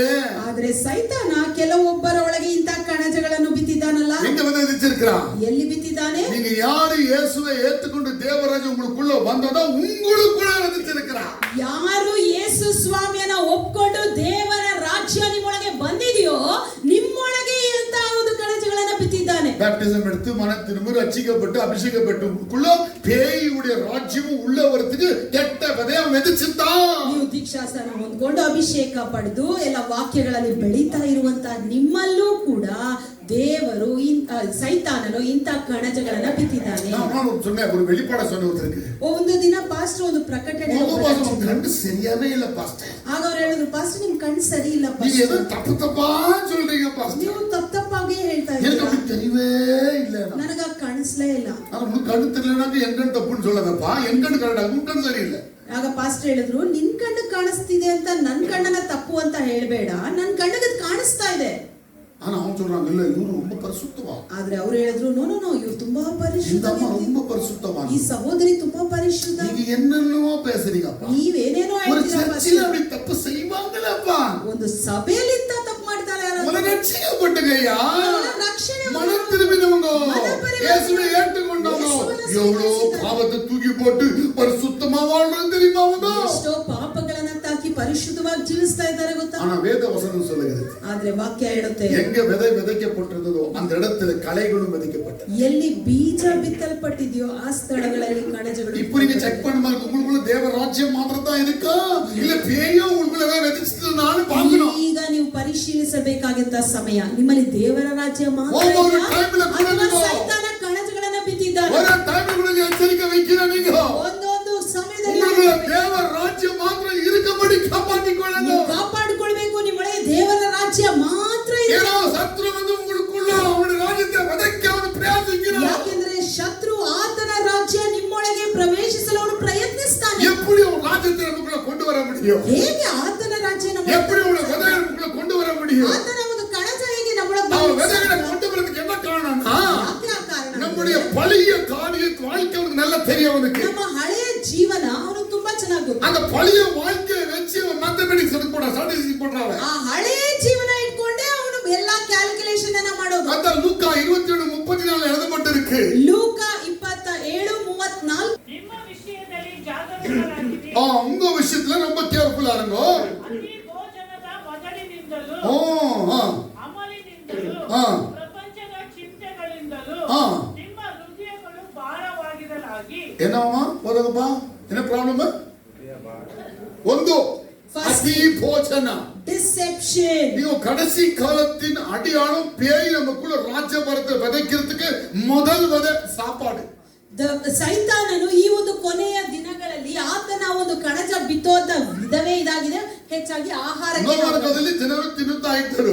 During the time of Noah people were eating. இந்த கடைசி கால ಜನಗಳು சாப்பிடுறத ಜಾಸ್ತಿ ಇದ್ದಾங்க. ಈ ಕೊನೆಯ ದಿನಗಳಲ್ಲಿ ಜನರು ತಿನ್ನುವಂತವರೇ ಹೆಚ್ಚಾಗಿದ್ದಾರೆ. ಇಲ್ಲದ ಎಲ್ಲ ಸಾப்பிடுறாங்க. இப்ப ಯಾವಾಗಲೂ ಎಲ್ಲವನ್ನೂ ತಿನ್ನುವಂತ ஏதாவது ಯಾವ್ಯಾವ ಕಂಡುಪಿಡಿಸಿದ ಎಲ್ಲ ತುರುಕ್ರಾಂಗ ಉள்ள போட்டு ಯಾರು ಏನೇನ್ ಕಂಡು ಹಿಡಿದಿದ್ದಾರೋ ಅದೆಲ್ಲವನ್ನ ತಿಂತಾರೆ. ಆನ್ಲೈನ್ வரக்கூடாது வந்துட்டு ಅಲ್ಲ வைத்துக்குள்ள போனது. ಆನ್ಲೈನ್ ಅಲ್ಲಿ ಬರಬಾರದು, ಏನಾದ್ರೂ ಒಂದು ಬಂತು என்ன விதைச்சால பண்ணாலும் உள்ள வாய விட விடு. ಏನೇ ಬಂದ್ರು ಕೂಡ ಅದನ್ನ ಹಾಗೆ ಬಾಯಲ್ಲಿ ಹಾಕೋಡು. ஏன்னா அந்த சாப்பிடுறத பேய் நம்மளை ஏமாத்தவே பார்க்கறான். ಯಾಕೆಂದ್ರೆ ಸೈತಾನ ನಮ್ಮನ್ನ ವಂಚಿಸುವುದೇ ಈ ಆಹಾರದ ಮುಖಾಂತರ. ஆனா நமக்கு தேவரது வேதத்துல எது சாப்பிடணும் எது சாப்பிடக்கூடாது ಅಂತ நல்லா எழுதி கொடுத்திருக்காரு. ಹಾಗೆ ದೇವರು ಈ ಸತ್ಯವೇದದಲ್ಲಿ ಯಾವುದನ್ನ ತಿನ್ಬೇಕು ಯಾವುದನ್ನ ತಿನ್ನಬಾರದು ಅಂತ ಬರೆದಿದ್ದಾರೆ. ಎಲ್ಲ ಕ್ಲಿಯರ್ ಆಗಿ ಹೇಳಿದ್ದಾರೆ. ಕ್ಲಿಯರ್ ಆಗಿ ಹೇಳಿದ್ದಾರೆ. ಇದು ಸಾப்பிಡು, ಇದನ್ನ ತಿನ್ನು, ಇದು ಸಾப்பிಡಾದ, ತಿನ್ಬೇಡ. ஒரு வனாந்திரத்துல வந்த பிரயாணத்துல ಈಗ ಅದೇ ರೀತಿಯಲ್ಲಿ ಅವರ ಅರಣ್ಯದಲ್ಲಿ ಪ್ರಯಾಣದಲ್ಲಿ ಬಂದರು. ಹುಳಿಪಿಲ್ಲದ ಪಂಡಿಗೆ ಕೊಂಡಾಡನು. ಅಲ್ಲಿ ಹುಳಿ ಇಲ್ಲದ ಹಬ್ಬನ ಆಚರಿಸಿದ್ರು. அந்த பண்டிகையை கொண்டாடணும். ಯಾಕೆ ಅದನ್ನ ಆಚರಿಸಿದ್ರು? அதுல என்ன காண்பிக்கப்பட்டதுன்னா, ಏನಾಯ್ತಂದ್ರೆ அங்க வந்து கசப்பா இருக்கிற ಅಲ್ಲಿ ಇದ್ದಂತ ಕಹಿಯಾದ ಎಲೆಯ ಸಾப்பிட்டு ಆ ಎಲೆಯನ್ನ ತಿನ್ನು, கொஞ்சம் ಸ್ವೀಟ್ ಸಾப்பிಡು, ಸ್ವಲ್ಪ ಸಿಹಿಯನ್ನು ತಿನ್ನು. ನಾವೆಲ್ಲ ಸ್ವಲ್ಪ ಬೇವು ಬೆಲ್ಲ ಅಂತೀವಲ್ಲ, ನಾವು ಇಲ್ಲಿ ಬೇವು ಬೆಲ್ಲ ಅಂತ ಹೇಳ್ತೀವಲ್ವಾ, அந்த புளிப்பு பின்ன கொஞ்சம் ಸ್ವೀಟ್ ಸಾப்பிಡು சொன்னாங்க. ಅಲ್ಲಿ ಕಹಿ ಹುಳಿ ಮತ್ತು ಸ್ವಲ್ಪ ಸಿಹಿಯನ್ನು ತಿನ್ನು. அப்படின்னா புளிப்பான அந்த கசப்பான அந்த எலையை சாப்பிடுனாரு. ಆ ಕಹಿಯಾದ ಒಂದು ಎಲೆಯನ್ನ ತಿನ್ನುವುದು. ஒரு ಹಿಂದೂಗಳು ಪಡ್றாங்க ಫೆಸ್ಟಿವಲ್ பாத்தீங்களா, ಬೇವು ಬೆಲ್ಲ ಫೆಸ್ಟಿವಲ್. ಹಿಂದೂಗಳು ಆ ಒಂದು ಹಬ್ಬನ ಆಚರಿಸ್ತಾರೆ ನೋಡಿದೀರಾ, ಬೇವು ಬೆಲ್ಲ. அவங்களுக்கு தெரியாது எதுக்குன்னு சொல்லி. ಅವ್ರಿಗೆ ಗೊತ್ತಿಲ್ಲ ಅದು ಯಾಕೆ ಅಂತ. வனாந்தரத்துல பிரயாணம் பண்ற இஸ்ரேல் மக்களுக்கு சரீரத்துல எந்த வியாதிகள் வரக்கூடாதுன்னு அந்த கசப்பு சாப்பிட வச்சு தேவன் நடத்துறார் வனாந்தரத்துல. ಆ ಒಂದು ಅರಣ್ಯದಲ್ಲಿ ಬರುವಂತ ಜನರಿಗೆ ಯಾವ ಒಂದು ಬಲಹೀನತೆಗಳು ಬರಬಾರದು ಅಂತ ಆ ಒಂದು ಕಹಿಯನ್ನ ತಿನ್ನಿಸಿ ಅವರನ್ನ ನಡೆಸ್ತಾ ಇದ್ದಾರೆ. அந்த வனாந்தரத்துல இவங்க இது சாப்பிடுவான்றதுக்காக பன்னிக்கறி சாப்பிடாதேன்னு சொல்லி கொடுத்தாரு. ಆ ಒಂದು ಅರಣ್ಯದಲ್ಲಿ ಅದು ಇದು ಎಲ್ಲ ತಿನ್ಬಿಡ್ತಾರೆ ಅನ್ಕೊಂಡು ದೇವರು ಹೇಳಿದ್ರು ಹಂದಿ ಮಾಂಸನ ತಿನ್ಬಾರ್ದು. அதிகமா ஒரு மனுஷனுக்குள்ள வியாதியை கொண்டு வந்து சேர்க்கிறதுக்கு ரொம்ப ಪವರ್ಫುಲ್ ಎದನ್ನ ಇದು ಪನ್ನಿಕರಿ தான். ಈ ಹಂದಿ ಮಾಂಸನೇ ಜನರಿಗೆ ತುಂಬಾ ಒಂದು ಬಲಹೀನತೆಗಳನ್ನ ತರೋದು. ಇದು ಸೈಂಟಿಫಿಕಲಿ ಪ್ರೂವ್ ಆಗಿರುತ್ತೆ. ಇದು ಸೈಂಟಿಫಿಕಲಿ ಪ್ರೂವ್ ಆಗಿರುವಂತ. ಆனா ಇದು ಒಂದು அதிகமா ಯುರೋಪಿನ ಚೈನಾல அதிகமா ಜನ ಸಾப்பிಡ್ತಾರೆ. ಆದ್ರೆ ಯುರೋಪ್ ಮತ್ತು ಚೈನಾ ಭಾಗದಲ್ಲಿ ಜನರು ಹೆಚ್ಚಾಗಿ ಅದನ್ನ ಸೇವಿಸ್ತಾರೆ. ಆனா ವೇದ ವಚನದಲ್ಲಿ இந்த ಪನ್ನಿಕರಿ சாப்பிடாதீங்க என்று ரொம்ப தெளிவா சொல்லப்பட்டிருக்கு. ಸತ್ಯವೇದದಲ್ಲಿ ಈ ಹಂದಿ ಮಾಂಸವನ್ನ ತಿನ್ಬೇಡಿ. ஏன்னா அதிகமா இன்ஃபெக்ட் பண்ணக்கூடிய டிசீஸ் கொண்டு வரக்கூடிய எல்லா இதுக்குள்ள இருக்கு. ಯಾಕೆಂದ್ರೆ ಹೆಚ್ಚಾಗಿ ಇನ್ಫೆಕ್ಷನ್ ಅನ್ನು ಕೊಡುವಂತಹ ವ್ಯಾಧಿಯನ್ನು ಕೊಡುವಂತಹ ವೈರಸ್ಗಳು ಹೆಚ್ಚಾಗಿ ಅದರಲ್ಲಿದೆ. அந்த காலத்துல ஜன 2 டைம் தான் சாப்பிடுவாங்க. ಆ ಕಾಲದಲ್ಲಿ ಜನ 2 ಬಾರಿ ಮಾತ್ರ ತಿಂತಿದ್ರು. இந்த காலத்துல ஜனங்க 5 டைம் சாப்பிடுறாங்க. ಆದ್ರೆ ಇವಾಗ ಜನರು 5 ಸಲ ತಿಂತಾರೆ. காலையில எந்திரிச்சது ஒரு சாப்பாடு, ಬೆಳಗ್ಗೆ ಎದ್ದ ತಕ್ಷಣ ನಾಷ್ಟ, ಹೋಗುವಾಗ ஒரு சாப்பாடு, ಹೋಗುವಾಗ ಒಂದು ಮಧ್ಯಾಹ್ನ ஒரு சாப்பாடு, ಮಧ್ಯಾಹ್ನ ಊಟ, ಸಾಯಂಕಾಲ ஒரு சாப்பாடு, ಸಂಜೆ ಮತ್ತೆ ರಾತ್ರಿ ஒரு சாப்பாடு, ರಾತ್ರಿ ಊಟ, ಮಧ್ಯಾಹ್ನ ஒரு சாப்பாடு. ಇನ್ನೇನಾದ್ರೂ ಸಿಕ್ಬಿಟ್ರೆ ಮಧ್ಯರಾತ್ರಿ ಕೂಡ ತಿನ್ನೋದು. ನಾಳೆಲ್ಲ ಸಾಪಾಡು, ದಿನ ಇಡೀ ತಿನ್ನೋದು. ಅದೇ ನಾಳೆಲ್ಲ ಜಂಪಿಯಾ ದಿನ ಇಡೀ ಪ್ರಾರ್ಥನೆ ಮಾಡ್ತೀರಾ? நாளெல்லாம் ஆண்டவரே ஸ்தோத்திரம் சொல்லுவியா? ದೇವರೇ ಸ್ತೋತ್ರ ಅಂತ ಹೇಳ್ತೀವಾ? நாளெல்லாம் ஆண்டவருக்கு ஜெபம் பண்ணி உட்காருவியா? ದಿನ ಇಡೀ ಪ್ರಾರ್ಥನೆ ಮಾಡ್ತಾ ಇರ್ತೀರಾ? சாப்பாட்டுக்கு கொடுக்கப்பட்ட முக்கியத்துவம் ஜெபத்துக்கு இருக்காது. ಆದ್ರೆ ಊಟಕ್ಕೆ ಕೊಡುವಂತ ಪ್ರಾಮುಖ್ಯತೆ ನಾವು ಪ್ರಾರ್ಥನೆಗೆ ಕೊಡಲ್ಲ. பார்த்துட்டு என்ன ருசியா இருக்கா, இப்பவே தரச்சிரோம், அப்பவே தரச்சிரோம், அப்பவே சாப்பிடுறோம். ಮೊಬೈಲ್ ಅಲ್ಲಿ ನೋಡ್ದೋ ತುಂಬಾ ರುಚಿಯಾಗಿತ್ತು ಅಂತಲ್ಲ, ಅವಾಗ್ಲೇ ಆರ್ಡರ್ ಮಾಡ್ತೀವಿ, ಅವಾಗ್ಲೇ ತಿಂತೀವಿ. ஆனா இதே பைபிள்ல ரொம்ப ருசியான ஒரு வார்த்தை இருக்குது, மனம் திரும்பணுமா, கொஞ்சம் மனம் திரும்பிக்க சொன்னா என்ன சொல்ல போறீங்க, இப்போ சொல்றீங்களா நாளைக்கு சொல்றீங்களா? ಆದ್ರೆ ಇದೇ ರೀತಿಯಲ್ಲಿ ದೇವರ ವಾಕ್ಯವನ್ನು ನೋಡಿ ತುಂಬಾ ರುಚಿಯಾಗಿದೆ, ಮನ ಪರಿವರ್ತನೆ ಹೊಂದಿ ಅಂತ ಹೇಳಿದ್ರೆ ತಕ್ಷಣ ನಾವು ಮನ ಪರಿವರ್ತನೆ ಹೊಂದಿತೀವಿ. வந்துறேன்னு சொன்னாங்க, இப்போ வா நாளைக்கு கூட சொல்றேன். நம்ம ಈ ಪಾಪನ ಬಿಟ್ಟು ಹೊರಗೆ ಬನ್ನಿ ಅಂತ ಹೇಳಿದ್ರೆ ಇವಾಗ್ಲಾ ಇಲ್ಲ ನಾಳೆ ಬಂದ್ಬಿಡ್ತೀವಿ ಅಂತೀವಿ ನಾವು. எல்லாரும் பாவ ಬಿಡುತ್ತೆ ನಾளைக்கு ಡೇಟ್ ಕೇಳ್றாங்க. ಎಲ್ಲರೂ ಪಾಪವನ್ನ ಬಿಡೋಕೆ ನಾಳೆ ಅಂತ ಒಂದು ಡೇಟ್ ಅನ್ನು சாப்பாட்டுக்கு இப்பவே ಡೇಟ್ ಕೇಳ್றாங்க. ಆದ್ರೆ ಆಹಾರಕ್ಕೆ ನಾವು ಈಗಲೇ ಪ್ರಾಮುಖ್ಯತೆ ಕೊಡ್ತೇವೆ. சாப்பாட்டுக்கு ನಾವು ಮನುಷ್ಯ ಅಲಿಂಜಿ ತಿರುಗಿದ ಕಾಲ. ಊಟಕ್ಕಾಗಿ ಮನುಷ್ಯ ಅಲಿದು ತಿರುಗುವಂತ ಕಾಲ. ಈಗ ಮಟನ್ ಬಿರಿಯಾನಿನ ಫಸ್ಟ್ ಇರ್ಪಾங்க. ಎಲ್ಲಾದ್ರೂ ಮಟನ್ ಬಿರಿಯಾನಿ ಅಂದ್ರೆ ಫಸ್ಟ್ ಹೋಗಿರ್ತಾರೆ. ರಸಂ ಹೈ ಪಲ್ಯ ಅನ್ನಕ್ಕೆ ಯಾರು ಹೋಗ ಮಾಡ. ರಸಂ ತರಕಾರಿ ಪಲ್ಯ ಅಂದ್ರೆ ಯಾರು ಹೋಗಲ್ಲ. ಏನ ಮಕ್ಕಳಿಗೆ அந்த ಕರಿ ಯಾಕೆಂದ್ರೆ ಜನರಿಗೆ ಆ ಒಂದು ಮಾಂಸ ಸಾப்பிಡೋದು ತಪ್ಪಿಲ್ಲಪ್ಪ, ತಿನ್ನೋದು ತಪ್ಪಲ್ಲ, ಅದ್ರ ಮೇಲೆ ವச்சிருக்கிற ಆಸೆ ತಪ್ಪು. ಅದ್ರ ಮೇಲಿಟ್ಟಂತ ಆಸೆ ತಪ್ಪು. ಮನುಷ್ಯ ಸಾப்பிಡೋದು ತಪ್ಪಿಲ್ಲ, ಮನುಷ್ಯ ತಿನ್ನೋದು ತಪ್ಪಲ್ಲ. ಎಲ್ಲ ನ್ಯೂಟ್ರಿನ್ നല്ല ಫುಡ್ ಸಾப்பிಡೋದು, ಆರೋಗ್ಯಕರವಾದ ಆಹಾರ ತಿನ್ಬೇಕು ಅಂತಾನೆ ವಾಕ್ಯ ಹೇಳುತ್ತೆ. ಯಾವಾಗ್ಲೂ ತಿನ್ನೋದೇ ಯೋಚನೆ ಮಾಡ್ತೀವಿ. ரெண்டாவது ಡ್ರೆಸ್, ಎರಡನೇದಾಗಿ ವಸ್ತ್ರ. 2 ತಿಮೋಥೆಯಲ್ಲಿ போடப்பட்டது, 1 ತಿಮೋಥೆ 2ನೇ ಚಾಪ್ಟರ್ போடப்பட்டது. 1 ತಿಮೋಥಿ 2ನೇ ಅಧ್ಯಾಯದಲ್ಲಿ ಇದು ಬರೆದಿದೆ. ಏನು போடப்பட்டதுன்னா ಅದರಲ್ಲಿ ಏನಿದೆ ಅಂದ್ರೆ அதிகமா ಡ್ರೆಸ್ಗೆ ಇಂಪಾರ್ಟೆನ್ಸ್ ಕೊಟ್ಟಿದೆ. ಹೆಚ್ಚಾಗಿ ವಸ್ತ್ರಗಳಿಗೆ ಪ್ರಾಮುಖ್ಯತೆ ಕೊಡೋಣ சொல்லல. ಬಟ್ಟೆ ಹಾಕಬೇಡಿ ಅಂತ நல்ல ಡ್ರೆಸ್ தான் நீங்க போடணும். ಒಳ್ಳೆ ಬಟ್ಟೆನೇ ನೀವು நல்ல ಹಾಕಬೇಕು. டீசன்ட் ಡ್ರೆಸ್ போடணும். ಒಳ್ಳೆ ಚೆನ್ನಾಗಿರುವಂತ ಬಟ್ಟೆ ஆனா இப்ப ಹಾಕಬೇಕು. ಡ್ರೆಸ್ ತುಂಬಾ ತುಣಿ வாங்குறது வேண்டாம்னு சொல்லி ಕಮ್ಮಿ ತುಣಿಯಲ್ಲಿ ಇಷ್ಟಕ್ಕೆ பார்க்கறாங்க ಎಲ್ಲರೂ. ಆದ್ರೆ ತುಂಬಾ ಬಟ್ಟೆ ತಗೊಳ್ಳೋದು ಬೇಡ ಅಂತ ಕಮ್ಮಿ ಬಟ್ಟೆಯಲ್ಲೇ ನೋಡ್ತಾರೆ. 1 ಮೀಟರ್ ವಾಂಗೋ ಬದಲು 5 ಮೀಟರ್ ವಾಂಗಿட போதுமே. 1 ಮೀಟರ್ ತಗೊಳ್ಳೋ ಬಟ್ಟೆ ಅರ್ಧ ಮೀಟರ್ ತಗೊಂಡು ಮುಗಿಸ್ತಾರೆ. 1 ಮೀಟರ್ 2 ಡ್ರೆಸ್ ತೆಗಿಲಾ. 1 ಮೀಟರ್ ಅಲ್ಲಿ 2 ಬಟ್ಟೆ ಹೊರಿಸಬಹುದಾ? அந்த காலத்துல 2 ಮೀಟರ್ 1 ಡ್ರೆಸ್ ತೆಗಿವಾಗೋ. ಆ ಕಾಲದಲ್ಲಿ 2 ಮೀಟರ್ ಒಂದು ಫುಲ್ ಡ್ರೆಸ್ அப்படி சாத்தான் நல்ல ஆலோசனை கொடுத்தா. ಆ ರೀತಿ ಸೈತಾನ ಒಳ್ಳೆ ಆಲೋಚನೆ ಕೊಟ್ಟ. பின்னால ஃபுல்லா தெரியுது, பின்னால மாத்திரம் முடிக்கு ಡ್ರೆಸ್. ಈಗ ನೋಡಿ ಬಟ್ಟೆ ಮುಂದೆ ಫುಲ್ ಮುಚ್ಚಿದೆ, ಹಿಂದೆ ಫುಲ್ ಕಾಣುತ್ತೆ. கீழ ஃபுல்லா தெரியுது, மேல தெம்புக்கு ரெண்டு முடிக்குது. ಈಗ ಮೇಲೆಲ್ಲ ಮುಚ್ಚಿರುತ್ತೆ, ಕೆಳಗೆ ಫುಲ್ ಆಗಿ ಕಾಣುತ್ತೆ. நான் சொன்னதெல்லாம் அஜிமாரிங்கோ இந்த சேட்டன் கோட் ಡ್ರೆಸ್ போய் பாருங்க, ಅಲ್ಲ போடப்பட்டிருக்கಲ್ಲ. ನಾನು ಹೇಳೋದೆಲ್ಲ ಇದೆ ಅಲ್ಲೇ, ನೀವು ಸೈತಾನನ ಡ್ರೆಸ್ ಕೋಡ್ಗಳಂತ ಒಂದು ನೋಡಿ ಅದ್ರಲ್ಲಿ ನಿಮ್ಗೆ ಗೊತ್ತಾಗುತ್ತೆ. நம்ம ஜன அது பார்த்து ಪ್ಯಾಟರ್ನ್, ನಮ್ಮ ಜನ ಇದೆಲ್ಲ ಒಂದು ಪ್ಯಾಟರ್ನ್ ಅಂತ ಹೇಳಿ நல்ல தெரியுதா கேக்குற ಅಂತ ಡಬಲ್ ಅದನ್ನ ಬೇರೆ ಹಾಕೊಂಡು ಚೆನ್ನಾಗಿ ಕಾಣುತ್ತೆ. நாயே பாத்து இல்ல நான் சொல்ல போறேன், ಇದನ್ನ ನಾನು ಯಾಕೆ ನೋಡಿ ಚೆನ್ನಾಗಿದೆ ಅಂತ ಹೇಳಿ. உங்க வாழ்க்கையில நான் இல்ல இருக்கீங்களா? ನಿಮ್ಮ ಜೀವನದಲ್ಲಿ ಆ ರೀತಿಯಾಗಿ ಏನಾದ್ರೂ ಚರ್ಚಿல வந்து ரொம்ப டீசென்ட்டா வரது ரொம்ப சந்தோஷம் தான் இருக்கு. ಚರ್ಚ್ಗೆ ತುಂಬಾ ಡೀಸೆಂಟ್ ಆಗಿ ಬರ್ತೀರಾ, ರೋಡ್ல போகும்போது அப்படி போயிடாதீங்க தயவுசெய்து. ನೀವು ದಯವಿಟ್ಟು ರೋಡಲ್ಲಿ ಹೋಗುವಾಗಲೂ ಆ ರೀತಿಯಾಗಿ ರೋಡ್ல போகும்போது நீங்க பார்க்க போறதಲ್ಲ இந்த அசிங்கப்படுற ಡ್ರೆಸ್ தான். ಆದ್ರೆ ರೋಡಲ್ಲಿ ಹೋಗುವಾಗ ಈ ದಿನಗಳಲ್ಲಿ ನಾವು ಕಾಣೋದು ಇಂತಹ ಅಸಹ್ಯಕರವಾದ ವಸ್ತ್ರಗಳು. எனக்கு ಇತ್ತ ரொம்ப ಇಷ್ಟ ಬ್ರದರ್. ಅವರು ಹೇಳ್ತಾರೆ ನಮ್ಗೆ ಇದೇ ಇಷ್ಟ ಬ್ರದರ್. ಇದು ಬ್ರಾಂಡ್ ಡ್ರೆಸ್ ಬ್ರದರ್. ಇದು ಬ್ರಾಂಡ್ ಡ್ರೆಸ್. ಎಂತ ಬ್ರಾಂಡ್ ಬಾದೆ? ಯಾವ ಬ್ರಾಂಡ್ ಇದು? ಡ್ರೆಸ್ ಕೋಡ್ ಪಾರ್ನದು ಸೇಟನಿಕ್ ಬ್ರಾಂಡ್ ಅದು. ಅದೆಲ್ಲ ನೀವು ಡ್ರೆಸ್ ಕೋಡ್ ಅಲ್ಲಿ ಹೋಗಿ ನೋಡಿ, ಅದೆಲ್ಲ ಸೇಟನಿಕ್. ಎಂತ ಅಳುಕು ಲೋಕಲ್ ಡ್ರೆಸ್ போடுறீங்க ಅದೆಲ್ಲ ಒರಿಜಿನಲ್ நல்ல ಬ್ರಾಂಡ್ ಇದೆ. ಎಷ್ಟು ಮಟ್ಟಕ್ಕೆ ನೀವು ಲೋಕಲ್ ಡ್ರೆಸ್ ಗಳನ್ನ ಹಾಕ್ತೀವೋ ಅದೆಲ್ಲ ಒರಿಜಿನಲ್. ಎದೆ ಬ್ರಾಂಡ್ ಇರ್ಬೋದು ಎಲ್ಲ ಪೇಯ್ಗೆ ಉಂಗ ಪಣ ಎಲ್ಲ அந்த பேயுடைய ರಾಜ್ಯಕ್ಕೆ ಹೋಗುತ್ತೆ. ಯಾವುದನ್ನೆಲ್ಲ ಬ್ರಾಂಡ್ ಅಂತ ಹೋಗ್ತೀವೋ ನಮ್ಮ ಹಣವನ್ನೆಲ್ಲ ನಾವು ಸೈತಾನನ ರಾಜ್ಯಕ್ಕೆ ಹಾಕ್ತೀವಿ. ಸುಲಭ ಏನು ಡ್ರೆಸ್ ನ ಫೋಟೋ 10,000 ಶರ್ಟ್ ಕೊಡಬೇಕು. ನಾನು ಫಸ್ಟ್ ನಾನು ಬಟ್ಟೆ ಹಾಕಿದ್ರೆ ನಾನು 10,000 ರೂಪಾಯಿ ಶರ್ಟ್ ಕೊಡೋ 20,000 ಶೂ ಕೊಡದೆ. ನಾನು ಶೂ ಹಾಕಿದ್ರೆ 20,000. என்ன ಪ್ರಾಬ್ಲಮ್ ಇರಲಿಲ್ಲ, ಕಾಸು ಬಿಡನ ಪ್ರಾಬ್ಲಮ್ ಇದೆ. ಅದರಲ್ಲಿ ಏನು ತೊಂದ್ರೆ? நான் அவ்வளவு பெரிய ஆள் ನಾನು. ಯಾಕಂದ್ರೆ ಅಷ್ಟು ದೊಡ್ಡ ವ್ಯಕ್ತಿ ನಾನು. இது ஒரு கிறிஸ்துவுக்கு இருக்க கூடாது. ಇದು ಒಬ್ಬ ಕ್ರೈಸ್ತನಲ್ಲಿ ಇರಬಾರದು. தேவன் கொடுத்தா நம்ம போட்டுக்கலாம். ದೇವರು ಕೊಟ್ರೆ ನಾವು ಹಾಕೋಣ. ஆனா ಅದಕ್ಕಾக நம்ம கடன்களை பண்ணி செய்யக்கூடாது. ಆದ್ರೆ ಸಾಲ ಮಾಡಿ ಇಂತ ಬ್ರಾಂಡೆಡ್ ಬಟ್ಟೆಗಳನ್ನೆಲ್ಲ ಹಾಕಬಾರದು. இந்த மாதிரி சில காரியங்கள், ಈ ರೀತಿಯಾಗಿ ಕೆಲವು ಕಾರ್ಯಗಳು. ಪರ್ಚೇಸ್ ಮಾನಿಯಾಸ್ இப்போ. ಈಗ purchase mania, shopping manias, shopping mania. நிறைய ஆன்லைன்கள புக் பண்ணிக்கிட்டு ಅದನ್ನ ಸುಮ್ಮನೆ அப்படியே ಪರ್ಚೇಸ್ பண்ணிನೇ ಇರುತ್ತೆ. ತುಂಬಾ ಆನ್ಲೈನ್ ಸೈಟ್ಗಳು ಅದನ್ನ ನಾನು ಇನ್ಸ್ಟಾಲ್ ಮಾಡೋದು, ಹಾಗೆ ಪರ್ಚೇಸ್ ಮಾಡ್ತಾನೆ. எப்ப பார்த்தாலும் ஷாப்பிங் பிசிನೆಸ್. ಯಾವಾಗ ನೋಡು ಆನ್ಲೈನ್ ಮಾಡ್ತಾರೆ. அப்பதான் மாசம் ஒரு சோப்பு வாங்குவோம். ಆಗೆಲ್ಲ ತಿಂಗಳಿಗೆ ಒಂದು ಸಲ, ವರ್ಷಕ್ಕೆ 2 ಸಲ போவோம். ಅಥವಾ ವರ್ಷಕ್ಕೆ 2 ಸಲ ಮಾತ್ರ ಬಟ್ಟೆ. ಡೈಲಿ ಮಾನಿಯಾ ಆನ್ಲೈನ್ ಶಾಪಿಂಗ್ ಸ್ಟಾರ್ಟ್ ಆಯ್ತು. ಎವ್ರಿ ಡೇ ದಿನ ಆನ್ಲೈನ್ ಶಾಪಿಂಗ್. இதெல்லாம் நல்லா இதா புரியுதா உங்களுக்கு? ಇದೆಲ್ಲ ನಿಮಗೆ ಅರ್ಥ ಆಗ್ತಿದೆ ಅನ್ಸುತ್ತೆ. ஜோப்ல இருக்கிற பணத்தை அப்படியே சாத்தான் அப்படியே வெளியே கொண்டு வந்து ನಿಮ್ಮ ಜೋಬಲ್ಲಿ ಇರುವಂತ ಹಣವನ್ನ ಸೈತಾನ ಹಾಗೆ ಹೊರಗಡೆ ತಗೊಂಡು ಹೋಗ್ತಿರೋದು. இப்ப கவனிச்சு பாருங்க, இது ரொம்ப முக்கியமான பேசப்படுறேன். ಈಗ ನೀವು ಗಮನಿಸಿ, ತುಂಬಾ ಮುಖ್ಯವಾದದ್ದು. சபைக்குள்ள யாரு என்னன்னு நமக்கு தெரியாது. ಸಭೆಯಲ್ಲಿ ಯಾರು ಹೇಗೆ ಅನ್ನೋದು ನಿಮಗೆ இப்ப நான் பார்க்கறவள தான் இனிமே நான் உங்களை பார்க்க போறது இல்ல. ನಾನು ನಿಮ್ಮನ್ನ ನೋಡ್ತೇನೆ, ಇನ್ನು ಮುಂದೆ ನಾನು ನಿಮ್ಮನ್ನ ನೋಡಲ್ಲ. நெக்ஸ்ட் சண்டே தான் மறுபடியும் உங்களை பார்க்க ಮತ್ತೆ போறேன். ನೆಕ್ಸ್ಟ್ ಭಾನುವಾರನೇ இல்ல வீட்ல வந்தப்ப நான் பார்க்க போறேன். ಅಥವಾ ನಿಮ್ ಮನೆಗೆ ಬಂದ್ರೆ ನಾನು உங்களுக்கு எனக்கு எந்த தொடர்பும் இல்ல. ನಿಮಗೂ ನಮಗೂ ಯಾವ ஒரு ಕನೆಕ್ಷನ್ பேச்சு வார்த்தை கூட இல்ல. ಯಾವ ಮಾತು ಕೂಡ ಕಾಂಟ್ಯಾಕ್ಟ್ ಇಲ್ಲ. ಫೋನಲ್ಲೂ ಕೂಡ நான் ಕಾಂಟ್ಯಾಕ್ಟ್ உங்களை நம்புறேன், நீங்க எங்களை நம்புறீங்க. ನಾನು ನಿಮ್ಮನ್ನ ನಂಬ್ತೀನಿ, ನೀವು ನಮ್ಮನ್ನ ನಂಬ್ತೀರಿ. ஆனா அந்த சாத்தான் சும்மா இல்ல. ಆದ್ರೆ ಸೈತಾನ அவன் ಸುಮ್ಮನೆ செயல்பட்டு கொண்டே இருக்கான். ಅವನು ಕೆಲಸ ಮಾಡ್ತಾನೆ. எப்படி செயல்பட்டு இருக்கானா? ಹೇಗ್ ಮಾಡ್ತಿದ್ದಾನೆ? Sensational pleasures. ಅವನು என்ன சொல்றேன்னா ಸೂಕ್ಷ್ಮವಾದಂತ ಆಶಾಪಾಶಗಳ ಕಡೆ ಗಮನ ಮಾಡ್ತಾನೆ. ಸೂಕ್ಷ್ಮವಾದ ಆಶಾಪಾಶಗಳ ಕಡೆಗೆ ಗಮನ ಹರಿಸ್ತಾನೆ. இதனால நம்ம ஆத்தும என்ன ஆனா தேவ ராஜ்ய நமக்குள்ள அழிச்சு போயிடுறாங்க. ಇದರಿಂದ ಏನಾಗುತ್ತೆ ಅಂದ್ರೆ ನಮ್ಮ ಆತ್ಮದಲ್ಲಿ ದೇವರ ರಾಜ್ಯ ನಮ್ಮನ್ನ ಬಿಟ್ಟು ಹೋಗ್ಬೇಕನ್ನೋದೇ.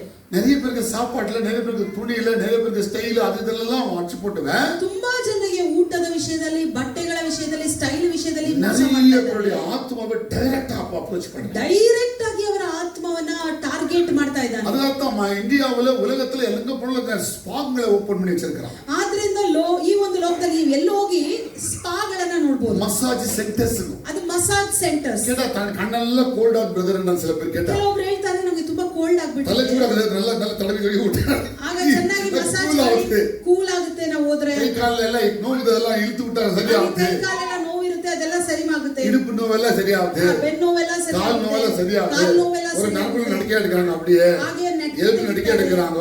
ಮೂಳೆ ಸರಿ இப்படி ಮಾಡ್ತಾರೆ. நல்லது பிரதர் மசாஜ் போனா. ತುಂಬಾ ಚೆನ್ನಾಗಿರುತ್ತೆ ಬ್ರದರ್ இப்பெல்லாம் ಮಸಾಜ್. பாஸ்டர்ங்க விசுவாசிகள மசாஜ் போயிருக்காங்க. ಈ ರೀತಿಯಾಗಿ ಪಾಸ್ಟರ್ಗಳು, ವಿಶ್ವಾಸಿಗಳೆಲ್ಲ ಮಸಾಜ್ಗೆ ಹೋಗ್ತಾರೆ. நான் நினைக்கிறேன் நீங்க அவங்க போக மாட்டீங்கன்னு நினைக்கிறேன். ನಾನು ನಂಬ್ತೇನೆ ನೀವು ಯಾರು ಹೋಗಿರಲ್ಲ ಅಂತ. அப்படி யாராவது போயிட்டீங்கன்னா இப்போ நீங்க தான் வச்சுக்கிறீங்க. ಈಗ ಯಾರಾದ್ರೂ ಹೋಗಿದ್ರೆ ಅದನ್ನ ನೀವು ಇಟ್ಕೊಂಡು. நிறைய பேர் இன்னைக்கு உலகத்துல எல்லா சபைகளிலும் மசாஜ் சென்டருக்கு போறாங்க. ಈ ರೀತಿಯಾಗಿ ಲೋಕದಲ್ಲಿ ಎಲ್ಲ ಸಭೆಗಳಲ್ಲಿಯೂ ಕೂಡ ಈ ಮಸಾಜ್ ಸೆಂಟರ್ಸ್. ಯುರೋಪಿಯನ್ ಕಂಟ್ರೀಸ್ இந்த ஸ்பாங்க வந்து எக்கச்சக்கமா இருக்கு. ಯುರೋಪಿಯನ್ ಕಂಟ್ರಿಗಳಲ್ಲಿ ಇಂತಹ ಸ್ಪಾಗಳು ಹೆಚ್ಚಾಗಿದೆ. இந்த சென்டர்களுக்கு போறது யாருன்னா வேசித்தனத்தை செய்யறவங்க தான் போறது அதிகமா. ಈ ಸೆಂಟರ್ಗಳಿಗೆ ಯಾರು ಹೋಗೋದು ಅಂದ್ರೆ ಹೆಚ್ಚಾಗಿ ವೇಶ್ಯಾವಾಟಿಕೆ ಚಟುವಟಿಕೆಗಳು. ಎಲ್ಲ ಕೆಟ್ಟ ಕೆಟ್ಟ வேலை செய்தவனுக்கு கை கால் அமுக்கிட்டு தான் போறதங்க வருது. ಕೆಟ್ಟ ಕೆಟ್ಟ ಕೆಲಸಗಳನ್ನು ಮಾಡುವವರೇ ಅಲ್ಲಿ ಹೋಗೋದು. இதெல்லாம் ஃபேமஸ் ஆனது தாய்லாந்து.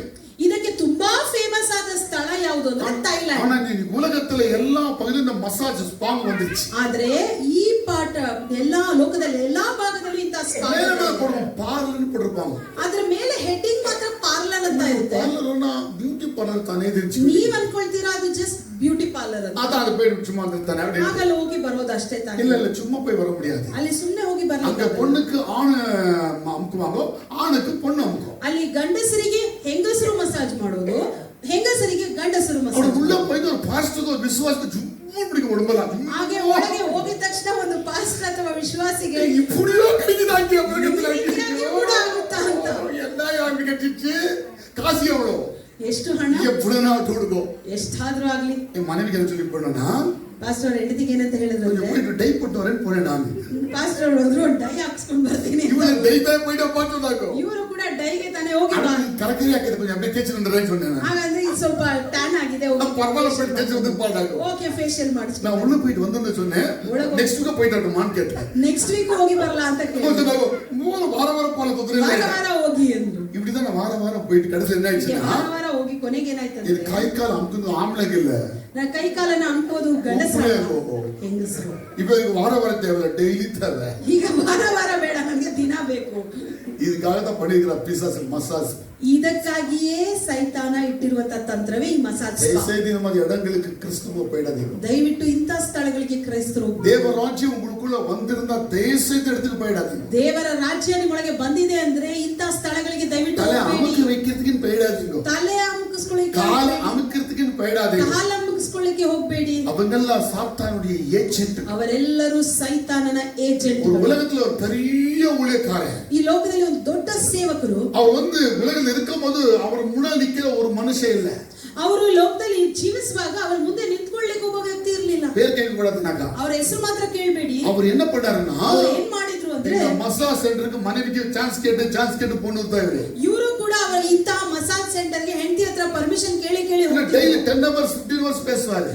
ದಿನ 10-15 ಗಂಟೆಗಳು பேசி இது கழுத்து கிழுத்து இதெல்லாம் வாயில ரொம்ப நோவு. ಆ ರೀತಿಯಾಗಿ ಮಾತಾಡುವಾಗ ಅವರ ಕತ್ತೆಲ್ಲ ತುಂಬಾ ನೋವಾಗ್ತಿತ್ತು. ಅದು ಮனைವಿ ಅಮ್ಕ முடியாது, போய்ட்டு அவங்க வந்து அம்ச்சாங்க. ಹೆಂಡತಿ ಅವರಿಂದ ಅಮ್ಕ್ಲಿಕ್ಕೆ ಇವರು ಆಗ್ತಿಲ್ಲ. ಡೈಲಿ போய் ಸೆಂಟರ್ ವಸ್ತಾರ ಬಂದಿದೆ. ದಿನ ಹೋಗಿ ಬರ್ಲಿಕ್ಕಾಗಿ ಅಂತ ಒಂದು ಸೆಂಟರ್ ಅಮೆರಿಕದಲ್ಲಿ ಇವರು ಥೈಲ್ಯಾಂಡ್ ವಚ್ಚಿರೋ ಸೆಂಟರ್. ಇವರಿರೋದು ಅಮೆರಿಕಾದಲ್ಲಿ, ಆದ್ರೆ ಇಂತ ಸೆಂಟರ್ ಇದ್ದಿದ್ದು ಥೈಲ್ಯಾಂಡ್ ಅಲ್ಲಿ. ಆனா தன் மனைவிக்கு ஒரு நாள் கூட மாட்டிக்கவே இல்லை.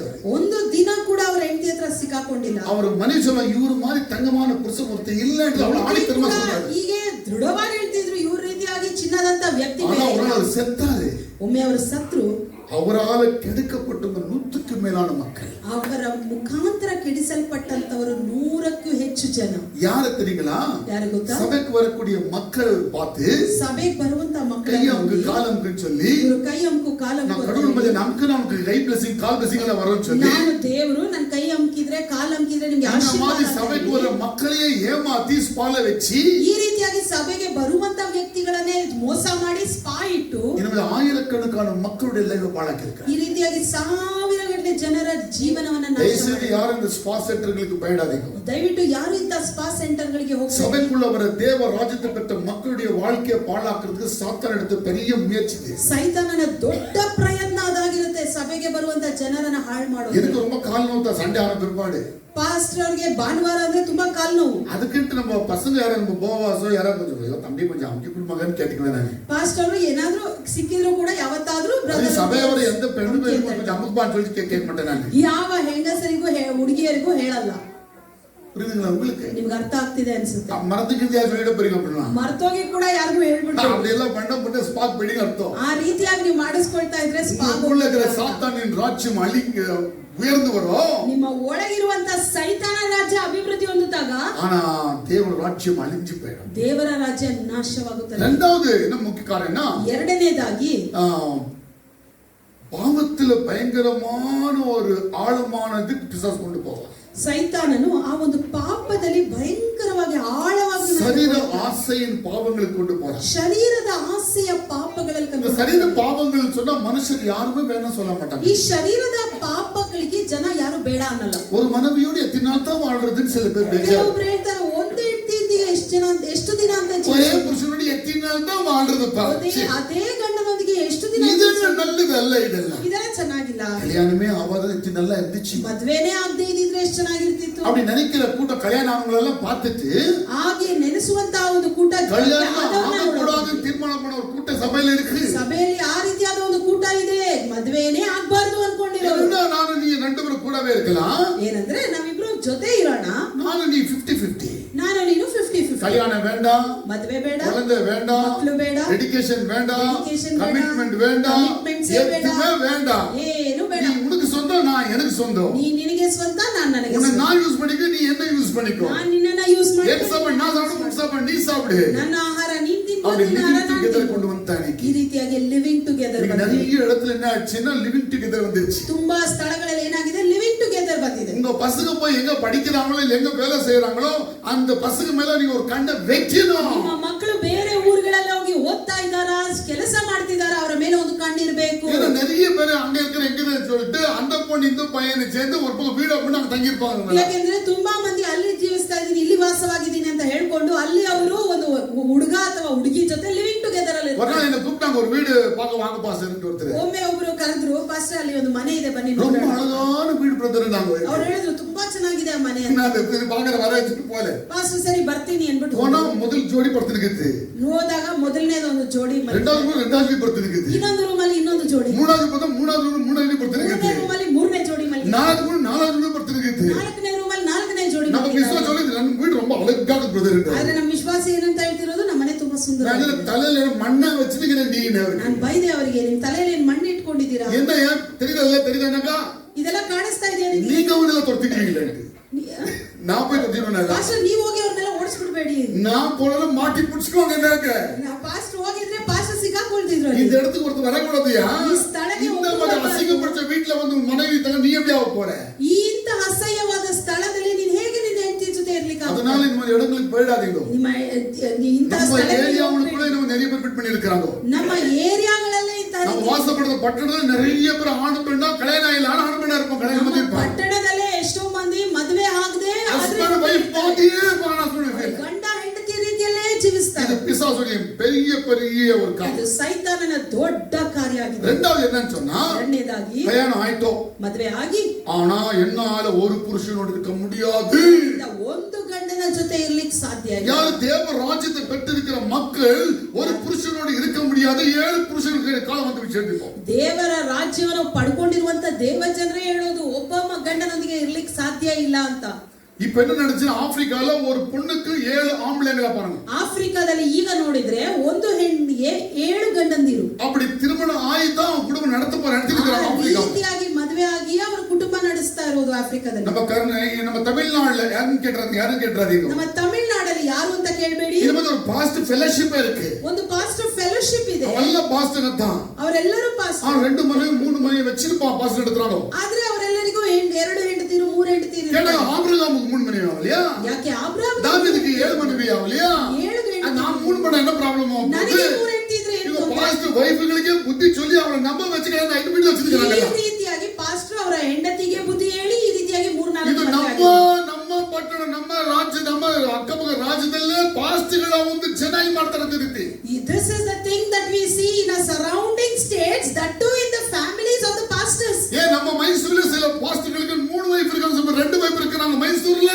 ನಮ್ಮ ಮೈಸೂರು ಪಟ್ಟಣದಲ್ಲಿ ಕೆಲವೊಂದು ಪಾಸ್ಟರ್ಗೆ 3 ಹೆಂಡತಿಯರು 2 ಹೆಂಡತಿಯರು ಇದ್ದಾರೆ. ನಾನು சொல்லிக்கிறது ಕಲ್ಯಾಣ ಚರ್ಚಿಗೆ 2 ಕಲ್ಯಾಣ ಆಗಿರುತ್ತೆ. ನಾನು சொல்லிக்கிறது, ನಾನು ಹೇಳ್ತಿರೋದು ಮದುವೆ ಅಂತ ಸಭೆಯಲ್ಲೇ 2 ಮದುವೆ. ಅದು ಯಾರು பண்ணாங்க தெரியல. நம்ம ಅದು ಯಾರು ಆ ರೀತಿ ತಂದ್ರು அப்படி ಗೊತ್ತಿಲ್ಲ. பண்ணிட்டா ಅಲ್ಲ நீங்க அப்படி நடத்துறாங்கல்ல.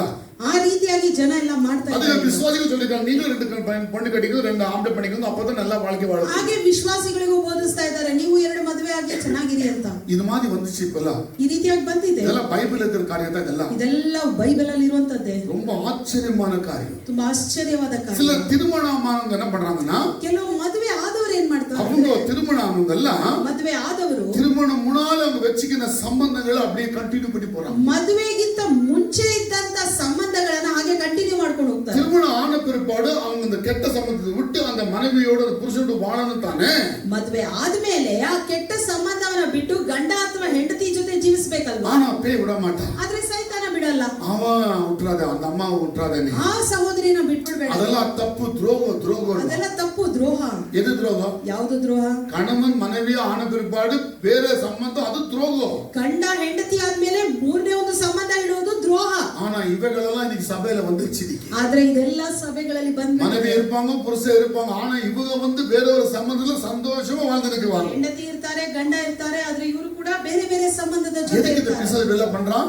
ಹೇಗೆ ಈ ರೀತಿ ಸೈತಾನ ಮಾಡ್ತಾನೆ? தேவராஜ்யத்தை அழிக்கிறது. ನಮ್ಮ ಒಳಗಿರುವಂತ ದೇವರ ರಾಜ್ಯವನ್ನ ನಾಶ சில பேர் ಮಾಡ್ತಾರೆ. திருமணம் ஆவாத இருக்கிறவங்க, ಕೆಲವೊಬ್ರು ಮದುವೆ ಆಗದೆ ಇರುವರು நிறைய சம்பந்தங்களோடு வாழ்றது. ತುಂಬಾ ಸಂಬಂಧಗಳೊಂದಿಗೆ ಜೀವಿಸ್ತಾರೆ. இந்த சம்பந்தங்கள்லாம் எப்படி பிறக்குதுன்னா, ಹೇಗೆ ಈ ಸಂಬಂಧಗಳು ಬೆಳೆಯುತ್ತೆ? அதனால சபைக்கு வர்ற மக்கள் சபைக்கு வந்து பிற்பாடு வீட்டுக்கு போன பிற்பாடு வேறவங்களோட அதிகமா பேச்சுவார்த்தைகளை வைக்க கூடாது. ಆದ್ರಿಂದ ಸಭೆಗೆ ಬರುವಂತವರು ಸಭೆ ಮುಗಿಸ್ಕೊಂಡು ಮನೆಗೆ ಹೋಗುವಾಗ ಬೇರೆಯವರೊಂದಿಗೆ ತುಂಬಾ ಮಾತುಕತೆ நீங்க ಇರಬಾರ್ದು. ஸ்வீட்டா பேசும்போது தான் ஒரு ஹாட் நியூஸ் போட்டுருவீங்க. நீங்க ஸ்வீட்டா பேசும்போது ஹாட் நியூஸ் போடுவீங்க. ನೀವು ತುಂಬಾ ಮೃದುವಾಗಿ ಚೆನ್ನಾಗಿ ಮಾತಾಡ್ತಾ ಇರುವಾಗಲೇ ತುಂಬಾ ಬೇಡದೇ ಇರುವಂತ ನ್ಯೂಸ್ ಅನ್ನು ஏன்னா ಹಾಕಿ உங்களுக்கு தெரியாது என்ன போடுறீங்கன்னு சொல்லிட்டு. ನಿಮಗೆ ಗೊತ್ತಿರಲ್ಲ ಏನ್ ಹಾಕ್ತೀರಾ ಅಂತ. அப்புறமா உங்களுக்கு தலை என்னன்னு சொல்றாங்க இவங்க சொல்லிட்டு ಆಮೇಲೆ ನಿಮ್ ತಲೆಯಲ್ಲಿ ಹೊಡೆಯುತ್ತೆ, ಯಾಕೆ ಇವರು ಈ அவங்க ರೀತಿ வந்து வேற அப்படி நீ பார்க்க போறீங்க, கீழ மேல பாப்பீங்க, மேல கீழ பாப்பீங்க.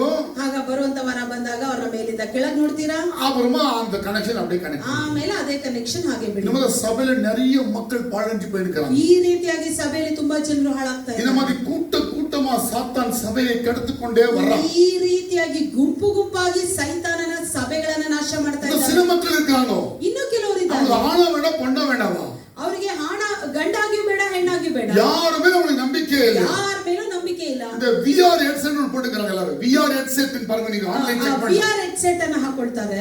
அந்த காலத்துல ஒரு இந்த பூத் கண்ணாடி கொடுப்பாங்க ஒண்ணு, இல்ல பிளாக் கண்ணாடி.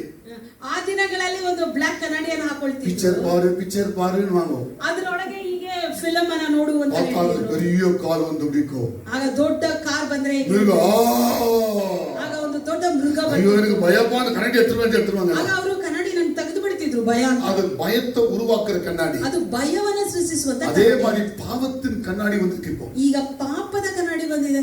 அதுதான் சென்சேஷன் கெசெட்ஸ் ன்னு சொல்லப்படுது. ಅದನ್ನ ಸೆನ್ಸೇಷನಲ್ ಗ್ಯಾಡ್ಜೆಟ್ಸ್ ಅಂತ. அப்படினா இந்த மாதிரி பொருட்கள் என்ன தெரியுங்களா? ಇದೆಲ್ಲ அசிங்கமான காரியங்களை நீங்க அதை போட்டுக்கினா நீங்க அப்படியே ரசிச்சுனே ಅಸಹ್ಯವಾದ ಕಾರ್ಯಗಳು ನೀವು ಅದನ್ನ ಹಾಕೊಂಡ್ರೆ ಅದನ್ನ ಹಾಗೆ நிறைய பேர் பைத்தியக்காரங்களா மாறி இருக்காங்க. ತುಂಬಾ ಹುಚ್ಚರಾಗಿ ಎಷ್ಟೋ ಮಂದಿ ಹೆಚ್ಚು ಮಾಡ್ಪಟ್ಟಿದ್ದಾರೆ. ಯಾರು ಮಾಡೋದು தெரியுங்களா இதெல்லாம்? ಅದೆಲ್ಲ ಯಾರು ಮಾಡೋದು? ಪಾಸ್ಟರ್ಗೋ, ಪಾಸ್ಟರ್ಗಳು, ಪಾಸ್ಟರ್ ವೈಫ್ಗೋ, ಹೆಂಡತಿಯರು, ಪಾಸ್ಟರ್ ಪಸಂಗೋ, ಮಕ್ಕಳು, ವಿಶ್ವಾಸಿಗೋ, ವಿಶ್ವಾಸಿ ಕಣವರಿಗೋ, ವಿಶ್ವಾಸಿ ಮನೆವಿಗೋ, ವಿಶ್ವಾಸಿಗೋ ಎಲ್ಲರಿಗೂ இந்த கெசப்பில் ரொம்ப இஷ்டம். ಎಲ್ಲರಿಗೂ ಇಂತ ಒಂದು ಗ್ಯಾಡ್ಜೆಟ್ಸ್ ಮೇಲೆ ತುಂಬಾ ಇಷ್ಟ. அவங்கள பல தப்பு இதேன பார்த்து பண்ணிக்கிறேனே.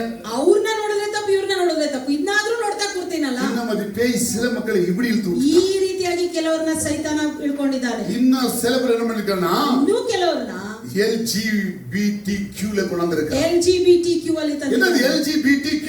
ಅದೇನದು LGBTQ? ಅಲ್ಲಕಲ್ಲಿ LGBTQ ನ என்ன? LGBTQ ಅಂದ್ರೆ L for lesbian சொல்லி. L for lesbian. lesbian ನ என்ன சொன்னா? lesbian ಅಂದ್ರೆ என்னப்பா lesbian னு சொன்னா? ಫೀಮೇಲ್ சேர்ந்து செய்யக்கூடிய ಕೆಟ್ಟ ಕಾರ್ಯಕ್ಕೆ ಹೆಣ್ಣು ಹೆಣ್ಣು ಸೇರಿ ಮಾಡುವಂತ ಕೆಟ್ಟ ಕಾರ್ಯ. இந்த காலம் எப்படி வந்துருச்சுன்னா ಈ ದಿನಗಳು ಹೇಗಿದೆ ಅಂದ್ರೆ நம்ம கூடாதுப்பா, ಈ ಗಂಡಸರನ್ನ நம்ம மோசம் செய்யறாங்க, ತುಂಬಾ ಮೋಸ ಮಾಡ್ತಾರೆ. பொம்பளையே நல்லா இருந்ததா நல்லதுன்னு சொல்லி ಹೆಣ್ಣು ಹೆಣ್ಣು ಜೊತೆ ಇರೋದೇ ಒಳ್ಳೆಯದು. பொம்பளை அசிங்கமா நடக்கிற காலம் வந்துருச்சு. ಅವರೇ ಅಸಹ್ಯವಾಗಿ ನಡೆಯುವಂತ. ரெண்டாவது G for gay and G for gay. அப்படினா ಮೇಲ್ங்க ಹಾಗಾದ್ರೆ ಗಂಡಸರು ಗಂಡಸರು ಇವರು ಕಲ್ಯಾಣ ಮಾಡಾಂಗ பொண்ணுಗಳು ಕಲ್ಯಾಣ ಮಾಡಾಂಗ ಇವರು ಹೆಂಗಸರನ್ನ ಮದುವೆ ரெண்டு ஆண்களை சேர்ந்து கெட்ட வேலையை செய்யுது. ಎರಡು ಗಂಡಸರು ಪಾಪದ ಕಾರ್ಯಗಳನ್ನು இதெல்லாம் ஒரு காலத்துல கிட்டே வர மாட்டாங்க. ಇವರೆಲ್ಲ ಒಂದು ಕಾಲದಲ್ಲಿ ಹತ್ರ ಬರ್ತಾರೆ. ஆனா இந்த சொசைட்டில அவங்களுக்கு பிரைட் கொடுக்கப்பட்டிருக்கு. ಆದ್ರೆ ಈಗ ಸಮಾಜ ಅವರಿಗೆ ಗೌರವವನ್ನು ಕೊಟ್ಟಿದೆ. இந்த வந்து ಜನರು இன்னைக்கு சபைக்குள்ள வளர்ந்துட்டாங்க. ಇಂಥ ಜನರು ಕೂಡ ಸಭೆಯಲ್ಲಿ ಹೆಚ್ಚಾಗ್ತಿದ್ದಾರೆ. மூன்றாவது பயோசெக்சுவல். ಮೂರನೇದು ಬೈಸೆಕ್ಸುವಲ್. அப்படினா என்னன்னு சொன்னா ಹಾಗಿದ್ರೆ ஒரு லேடிக்கு 2-3 ஹஸ்பಂಡ್ಗಳು கூடவே இருக்கணும். ಒಂದು ಹೆಂಗಸಿಗೆ 2-3 ಗಂಡಂದಿರು இல்ல ಜೊತೆ, ஒரு ஹஸ்பಂಡ್க்கு 2-3 லேடிங்க இருக்கணும் கூடவே. ಅಥವಾ ಒಂದು ಗಂಡನಿಗೆ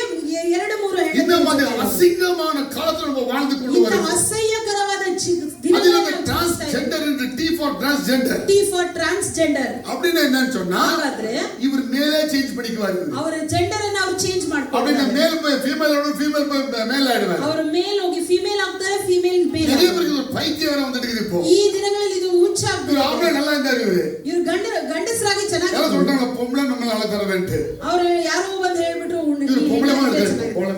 பொம்பளை மாதிரி ஸ்டைல் பண்ணி ಹುಡುಗಿಯಾಗಿ ನಡೆಯೋದು, ಹುಡುಗಿಯಾಗಿ ಡ್ರೆಸ್ இருக்கு.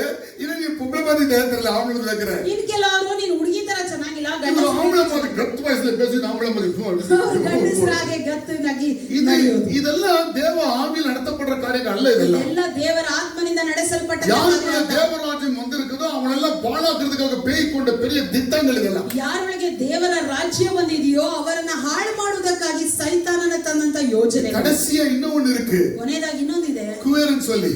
ಕುವೇರ್. அப்படினா என்னன்னா அந்த கியூன்றது குவேர்னு வாங்குவோம். ಕ್ಯೂ ಅಂದ್ರೆ அப்படினா என்னன்னா ಹಾಗಾದ್ರೆ இவங்களுக்கு ஆணும் இஷ்டம் இல்ல, இவங்களுக்கு பொண்ணு இஷ்டம் இல்ல. ಇವರಿಗೆ ಗಂಡಸರು ಇಷ್ಟ ಇಲ್ಲ, ಹೆಂಗಸರು ஒரு ಇಷ್ಟ நாள் ಇಲ್ಲ. ஆணா இருப்பாங்க, ஒரு நாள் பொண்ணா இருப்பாங்க. ಕೆಲವೊಂದು ದಿನಗಳು ಗಂಡಸರ ರೀತಿ ஒரு ಇರ್ತಾರೆ, பொண்ணா இருப்பாங்க, ஒரு நாள் ஆணா மாறிடுவாங்க. ಕೆಲವು ದಿನಗಳು ಗಂಡಸರ அவங்களுக்கு எப்படி இஷ்டமோ அன்னைக்கு அப்படியே மாத்திக்குவாங்க. ಹೇಗೆ ಇಷ್ಟನೋ ಹಾಗೆ நெத்திக்கெல்லாம் போட்டு கண்ணுக்கெல்லாம் போட்டு ஜடையெல்லாம் போட்டு இப்ப டூப்ளிகேட்ல கிடைக்குது ஜடையெல்லாம். ಈಗ ಡ್ಯೂಪ್ಲಿಕೇಟ್ ವಿಗ್ ಹಾಕೊಂಡು ಲಿಪ್ಸ್ಟಿಕ್ ಹಾಕಿ ಕಣ್ಣು ಸ್ಟೈಲ್ ಆಗಿ பண்ணிக்குவாங்க. ಸ್ಟೈಲ್ ಆಗಿ ಹೋಗ್ತಿರ್ತಾರೆ. நாளைக்கு நாள் பாத்தீங்கன்னா அப்படியே ஃபேர் கட் பண்ணிக்கிற ஒரு ஆம்பளை மட்டும் சப்போர்ட் ಇನ್ನು பண்ணுவாங்க. ಕೆಲವೊಂದು ದಿನ ನೋಡಿದ್ರೆ ಅವ್ರು ಹಾಗೆ ಹೇರ್ ಕಟ್ ಮಾಡ್ಕೊಂಡು இந்த ஜனங்களுக்கு என்னென்ன பைத்தியக்காரங்க கூட என்னதான் பண்ணிருக்குதீங்களோ ಇವರು ಎಷ್ಟು ಹುಚ್ಚುತನದಲ್ಲಿ ಯಾವ ರೀತಿ ಜೀವಿಸ್ತಿದ್ದಾರೆ ನೋಡಿ. ரொம்ப விசித்திரமா சபைக்குள்ள வந்திருக்கு. ಸೈತಾನನ ವಿಚಿತ್ರವಾಗಿ ಸಭೆಯೊಳಗೆ ಬಂದ. ஒரு பக்கம் வெளியிலிருந்து RSS அடிக்கிறது ஒரு மாதிரி, ಹೊರಗಡೆಯಿಂದ RSS ಅವರು ಹೊಡೆಯೋದು ಒಂದು ರೀತಿ, இன்னொரு பக்கம் இந்த பேய் இந்த பாவத்தை கூட அடிக்குது. எப்படி இருக்குது? ಇನ್ನೊಂದು ಕಡೆ ಸೈತಾನ ಈ ಪಾಪಗಳ ಮುಖಾಂತರ ಸಭೆ சாப்பாடு மேல பேய் அடிக்கிறது பார்க்கலாம்.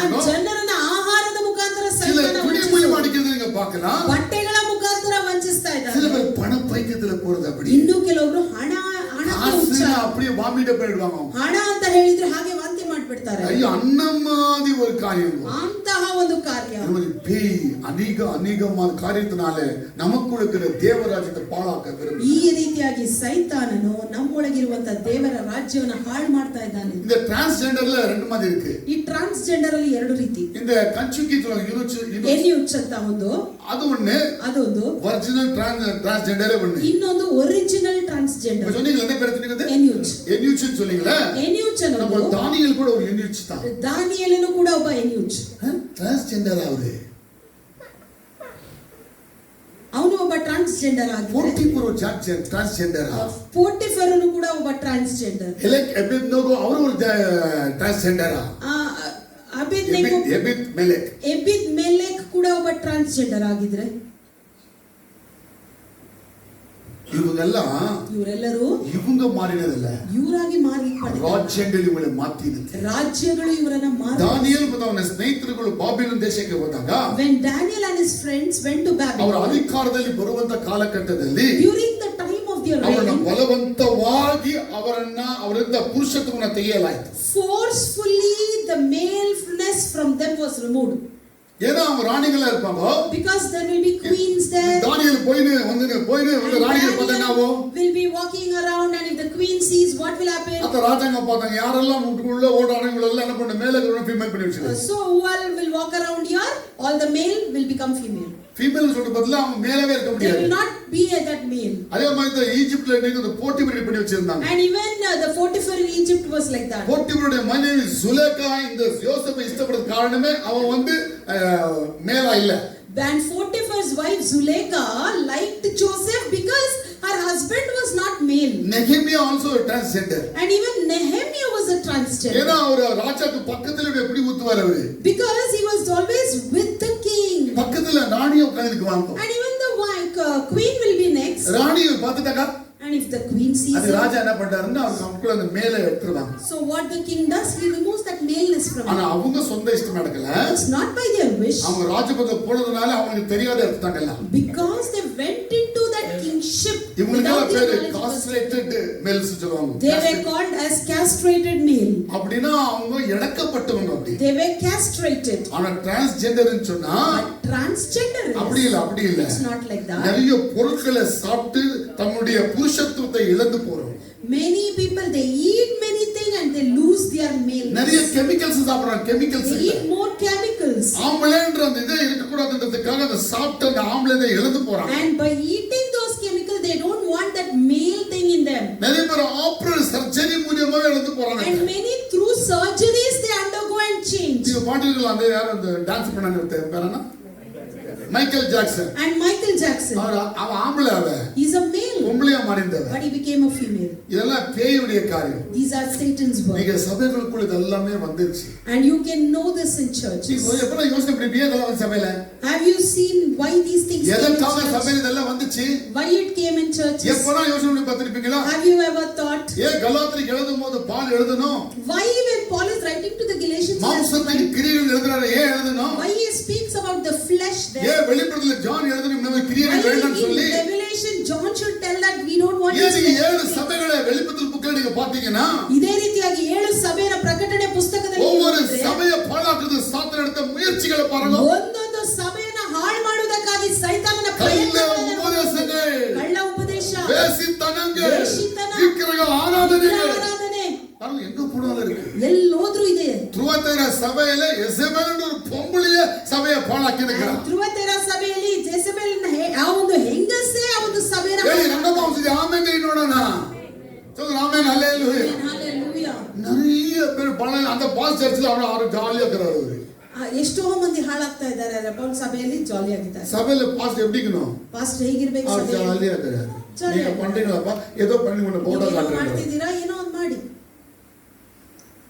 ಚರ್ಚ್ அப்படி ಇದೆ. ಆದರೆ ಸಭೆ ಆಗಲ್ಲ. ಯೇಸು ತನ್ನ ರಕ್ತத்தால சம்பாதிக்கப்பட்ட சபை. ಯೇಸು ತನ್ನ ರಕ್ತದಿಂದ ಸಂಪಾದಿಸಿದ அந்த சபைக்குள்ள இருக்கிறவங்க தேவ ராஜ்யத்தை பெற்ற தேவனுடைய பிள்ளைகள்.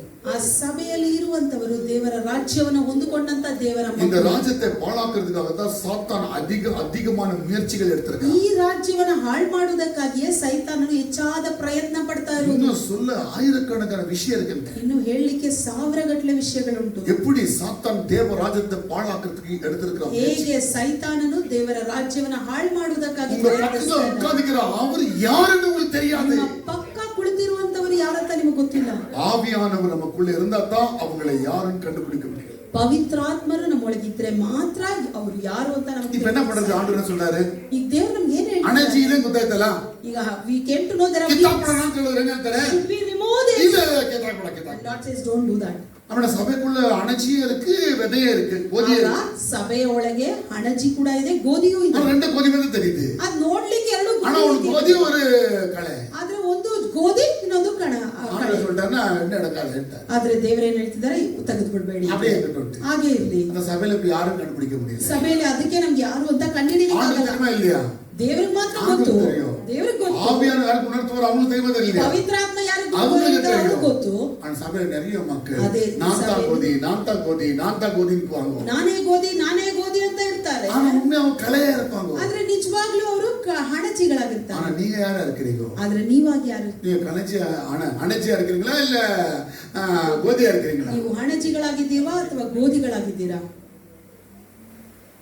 ரொம்ப ரொம்ப இம்பார்ட்டன்ட். அது ತುಂಬಾ ಮುಖ್ಯ. தேவராஜ்ய ஸ்தாபிக்கப்பட்ட இடத்துல சாத்தானுடைய பெரிய ஒரு முயற்சி, அந்த ராஜ்யத்தை எப்படியாவது பண்ணி கைவசம் பண்ணுறதுக்காக அவன் வேண்டாததெல்லாம் உள்ள விட்டு ದೇವರಾಜ್ಯத்தை ಅಳಿக்க பார்க்கிறான்.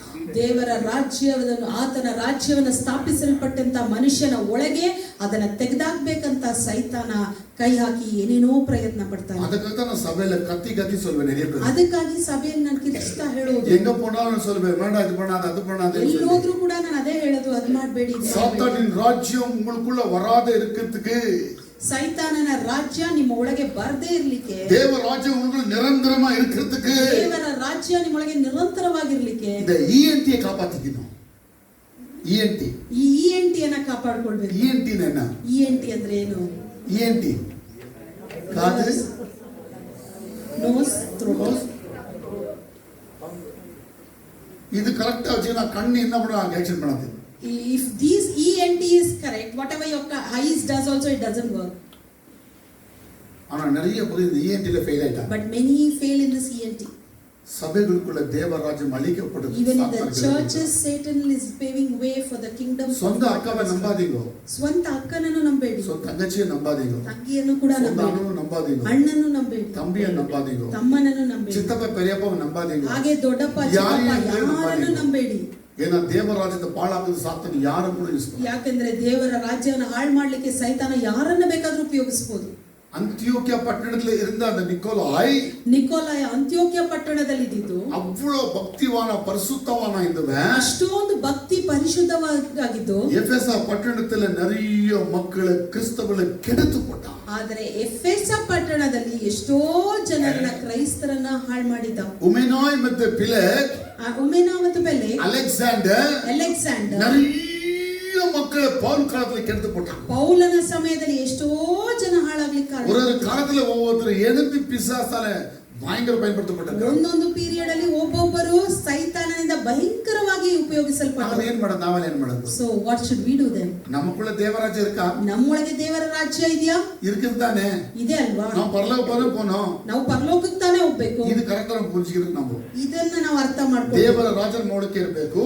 The kingdom of God should be in us. ನಾನು ಪರಲೋಕಕ್ಕೆ ಹೋಗಬೇಕು. I should go to heaven. இந்த ஒரு செட்டப்ல நம்ம லைஃபை வெச்சிக்கிட்டு ಈ ಸೆಟಪ್ ಅಲ್ಲಿ ನಮ್ಮ ಲೈಫ್ ಇದೆ. ಇದೆಲ್ಲ ವಳಂದು போற தீர்மானம் தான் வெச்சிருவாங்க. ನಾವು ಇದರಲ್ಲಿ ಬೆಳೆದು ಹೋಗುವಂತ ತೀರ್ಮಾನವೇ. ನಮ್ಮ ಕಣ್ಣು அந்த பக்கம் பார்க்கிறது வேண்டாம். ನಮ್ಮ ಕಣ್ಣು ಆ ಕಡೆ ನೋಡೋದು ಬೇಡ. அந்த பக்கம் இவங்க பேச்சு கேட்கிறது வேண்டாம். ನಮ್ಮ ಕಿವಿ ಕೇಳೋದು ಬೇಡ. அவங்களுக்கு ஒரு வார்த்தை வாயில சொல்றதே வேண்டாம். ಹಾಗಾಗಿ ನಾವು ಒಂದು ಮಾತಾಡೋದು ಬೇಡ. ಅವರ ಸಹವಾಸ ಬೇಡ, ಯಾರ ಸಹವಾಸ ಬೇಡ. ಅವರ ಸಹವಾಸನೂ ಬೇಡ, ಯಾರ ಸಹವಾಸನೂ ಬೇಡ. ಏನ ಯಾರ ಸಹವಾಸ பண்ண ಯಾರக்குள்ள ಎಂದ பேய் வந்து பிடிக்க போது நமக்கு தெரியல. ಯಾರ ಸಹವಾಸ ಮಾಡಿದ್ರೆ ಯಾರೊಳಗೆ ಯಾವ ಸೈತಾನ ಬಂದು ಕೆಲಸ ಮಾಡ್ತಾನೋ ನಮಗೆ ಗೊತ್ತಿಲ್ಲ. ஒரு பழைய பையன் பொண்ணு ரெண்டு பேரும் பெருசானப்ப மீட் பண்ணாங்க. ತುಂಬಾ ವರ್ಷಗಳ ನಂತರ ಒಂದು ಗಂಡು ಮತ್ತು ಹೆಣ್ಣು ಸಂಧಿಸಿದ್ರು. ಚಿಕ್ಕ ಹುಡುಗರಾಗಿದ್ದಾಗ ಚಿಕ್ಕ ಹುಡುಗ ಆಡ್ತಾ ಇರ್ತಾರೆ. They were like childhood friends. ಆಮೇಲೆ ಬಂದು ಅವರಿಬ್ಬರು ಕೂಡ ದೊಡ್ಡವರಾದ್ರು. And once they grew up, they met each other. ಅಯ್ಯೋ ನಾನು ಚಿಕ್ಕವರಾಗಿದ್ದಾಗ ನೀನು ಮದುವೆ ಆಗೋದು ಎಷ್ಟು ಇಷ್ಟಪಟ್ಟ ಗೊತ್ತಾಗ ಅಂತ ಮಾತಾಡ್ಕೊಂಡ್ರು. They discussed when we were small, I wished to marry you. ಆ ತಕ್ಷಣ ಹುಡುಗಿ ಹೇಳ್ತು ಈಗ ರೆಡಿ ಇದೀವಿ ಈಗಲೇ ಆಗೋಲ್ಲ ಅಂತ ಹೇಳ್ತು. And immediately the girl said, okay, come, let's get married. ಅಯ್ಯೋ ನಿನ್ನ ಮದುವೆನೇ ಆಗಿಲ್ವಾ ಇನ್ನು? And the boy is asking, you still didn't get married? Beautiful ಆಗಿದ್ಯಾ ನೀನು? You are so beautiful. ನಾನು ನಿನಗಾಗಿನೇ ಕಾಯ್ತಾ ಇದ್ದೀನಿ. I was waiting for you. ಯಾವಾಗ ಕಾಯ್ತಿದ್ದು? When? ನೋಡಿದ ತಕ್ಷಣ ಹಂಗೆ ಹೇಳ್ಬಿಡ್ತು. And by looking immediately ಇವನಿಗೆ ಜುಮ್ ಆಗ್ಬಿಟ್ಟಾನು. And even he was the same. ಆಗೋಣ ಮದುವೆ ಅಂತ ಹೇಳ್ಬಿಟ್ಟು. And they said yes ಹೋಗಿ to ಮದುವೆನೂ ಆಗೇ they got married. ನಡೆದ ಸಂಭವ. And this happened. ಮದುವೆ ಆದ ಮೇಲೆ after marriage ಇವನು ಫ್ರಿಡ್ಜ್ ಅಂತ ಎತ್ಕೊಂಬ ಅಂತ ಹೇಳಿದ್ರು. ಫ್ರಿಡ್ಜ್ ಏನೋ ಎತ್ಕೊಂಬ ಅಂತ and he has to bring something from the fridge. ಇವನು ಹೋಗಿ ಫ್ರಿಡ್ಜ್ ಓಪನ್ ಮಾಡಿದ್ರೆ he went and opened the fridge. ಮನುಷ್ಯನ ಕೈ ಇದೆ. Man's hand is ಮನುಷ್ಯನ ಬ್ಲಡ್ ಇದೆ. Man's blood is ಮನುಷ್ಯನ ತಲೆ ಇದೆ. Man's head is ಮನುಷ್ಯನ ಕಾಲು ಇದೆ. Man's leg. he He fell ಇದು ಗಂಡಾಗಿ ನೀನು ಇಷ್ಟೇ ಧೃತಿ ಅಂತದ್ದು. And she said, you being a man and you are fearing so much. ಇದೆಲ್ಲ ಏನಿದೆಲ್ಲ What is this? Jesus communion ಮಾಡಿಲ್ವಾ? ಅದೇ ಕಮ್ಯೂನಿಯನ್ ಇದು. And she's telling Jesus made the communion, right? This is the same communion. communion. ನಮ್ಮ church ಅಲ್ಲಿ bread wine ತಾನೆ In ಕೊಟ್ಟಿದ್ದೀವಿ. our church they give us bread and ನಾವು wine. Literal ಆಗಿ ಮಾಡ್ತೀವಿ communion. We literally do the communion. She said. Literal communion. Literal communion. ಅದೇ ರಕ್ತ ಮಾಂಸ ನೋಡಿ ಏನಿದೆ ಬೈಬಲ್ ಹೆಂಗಿದೆ?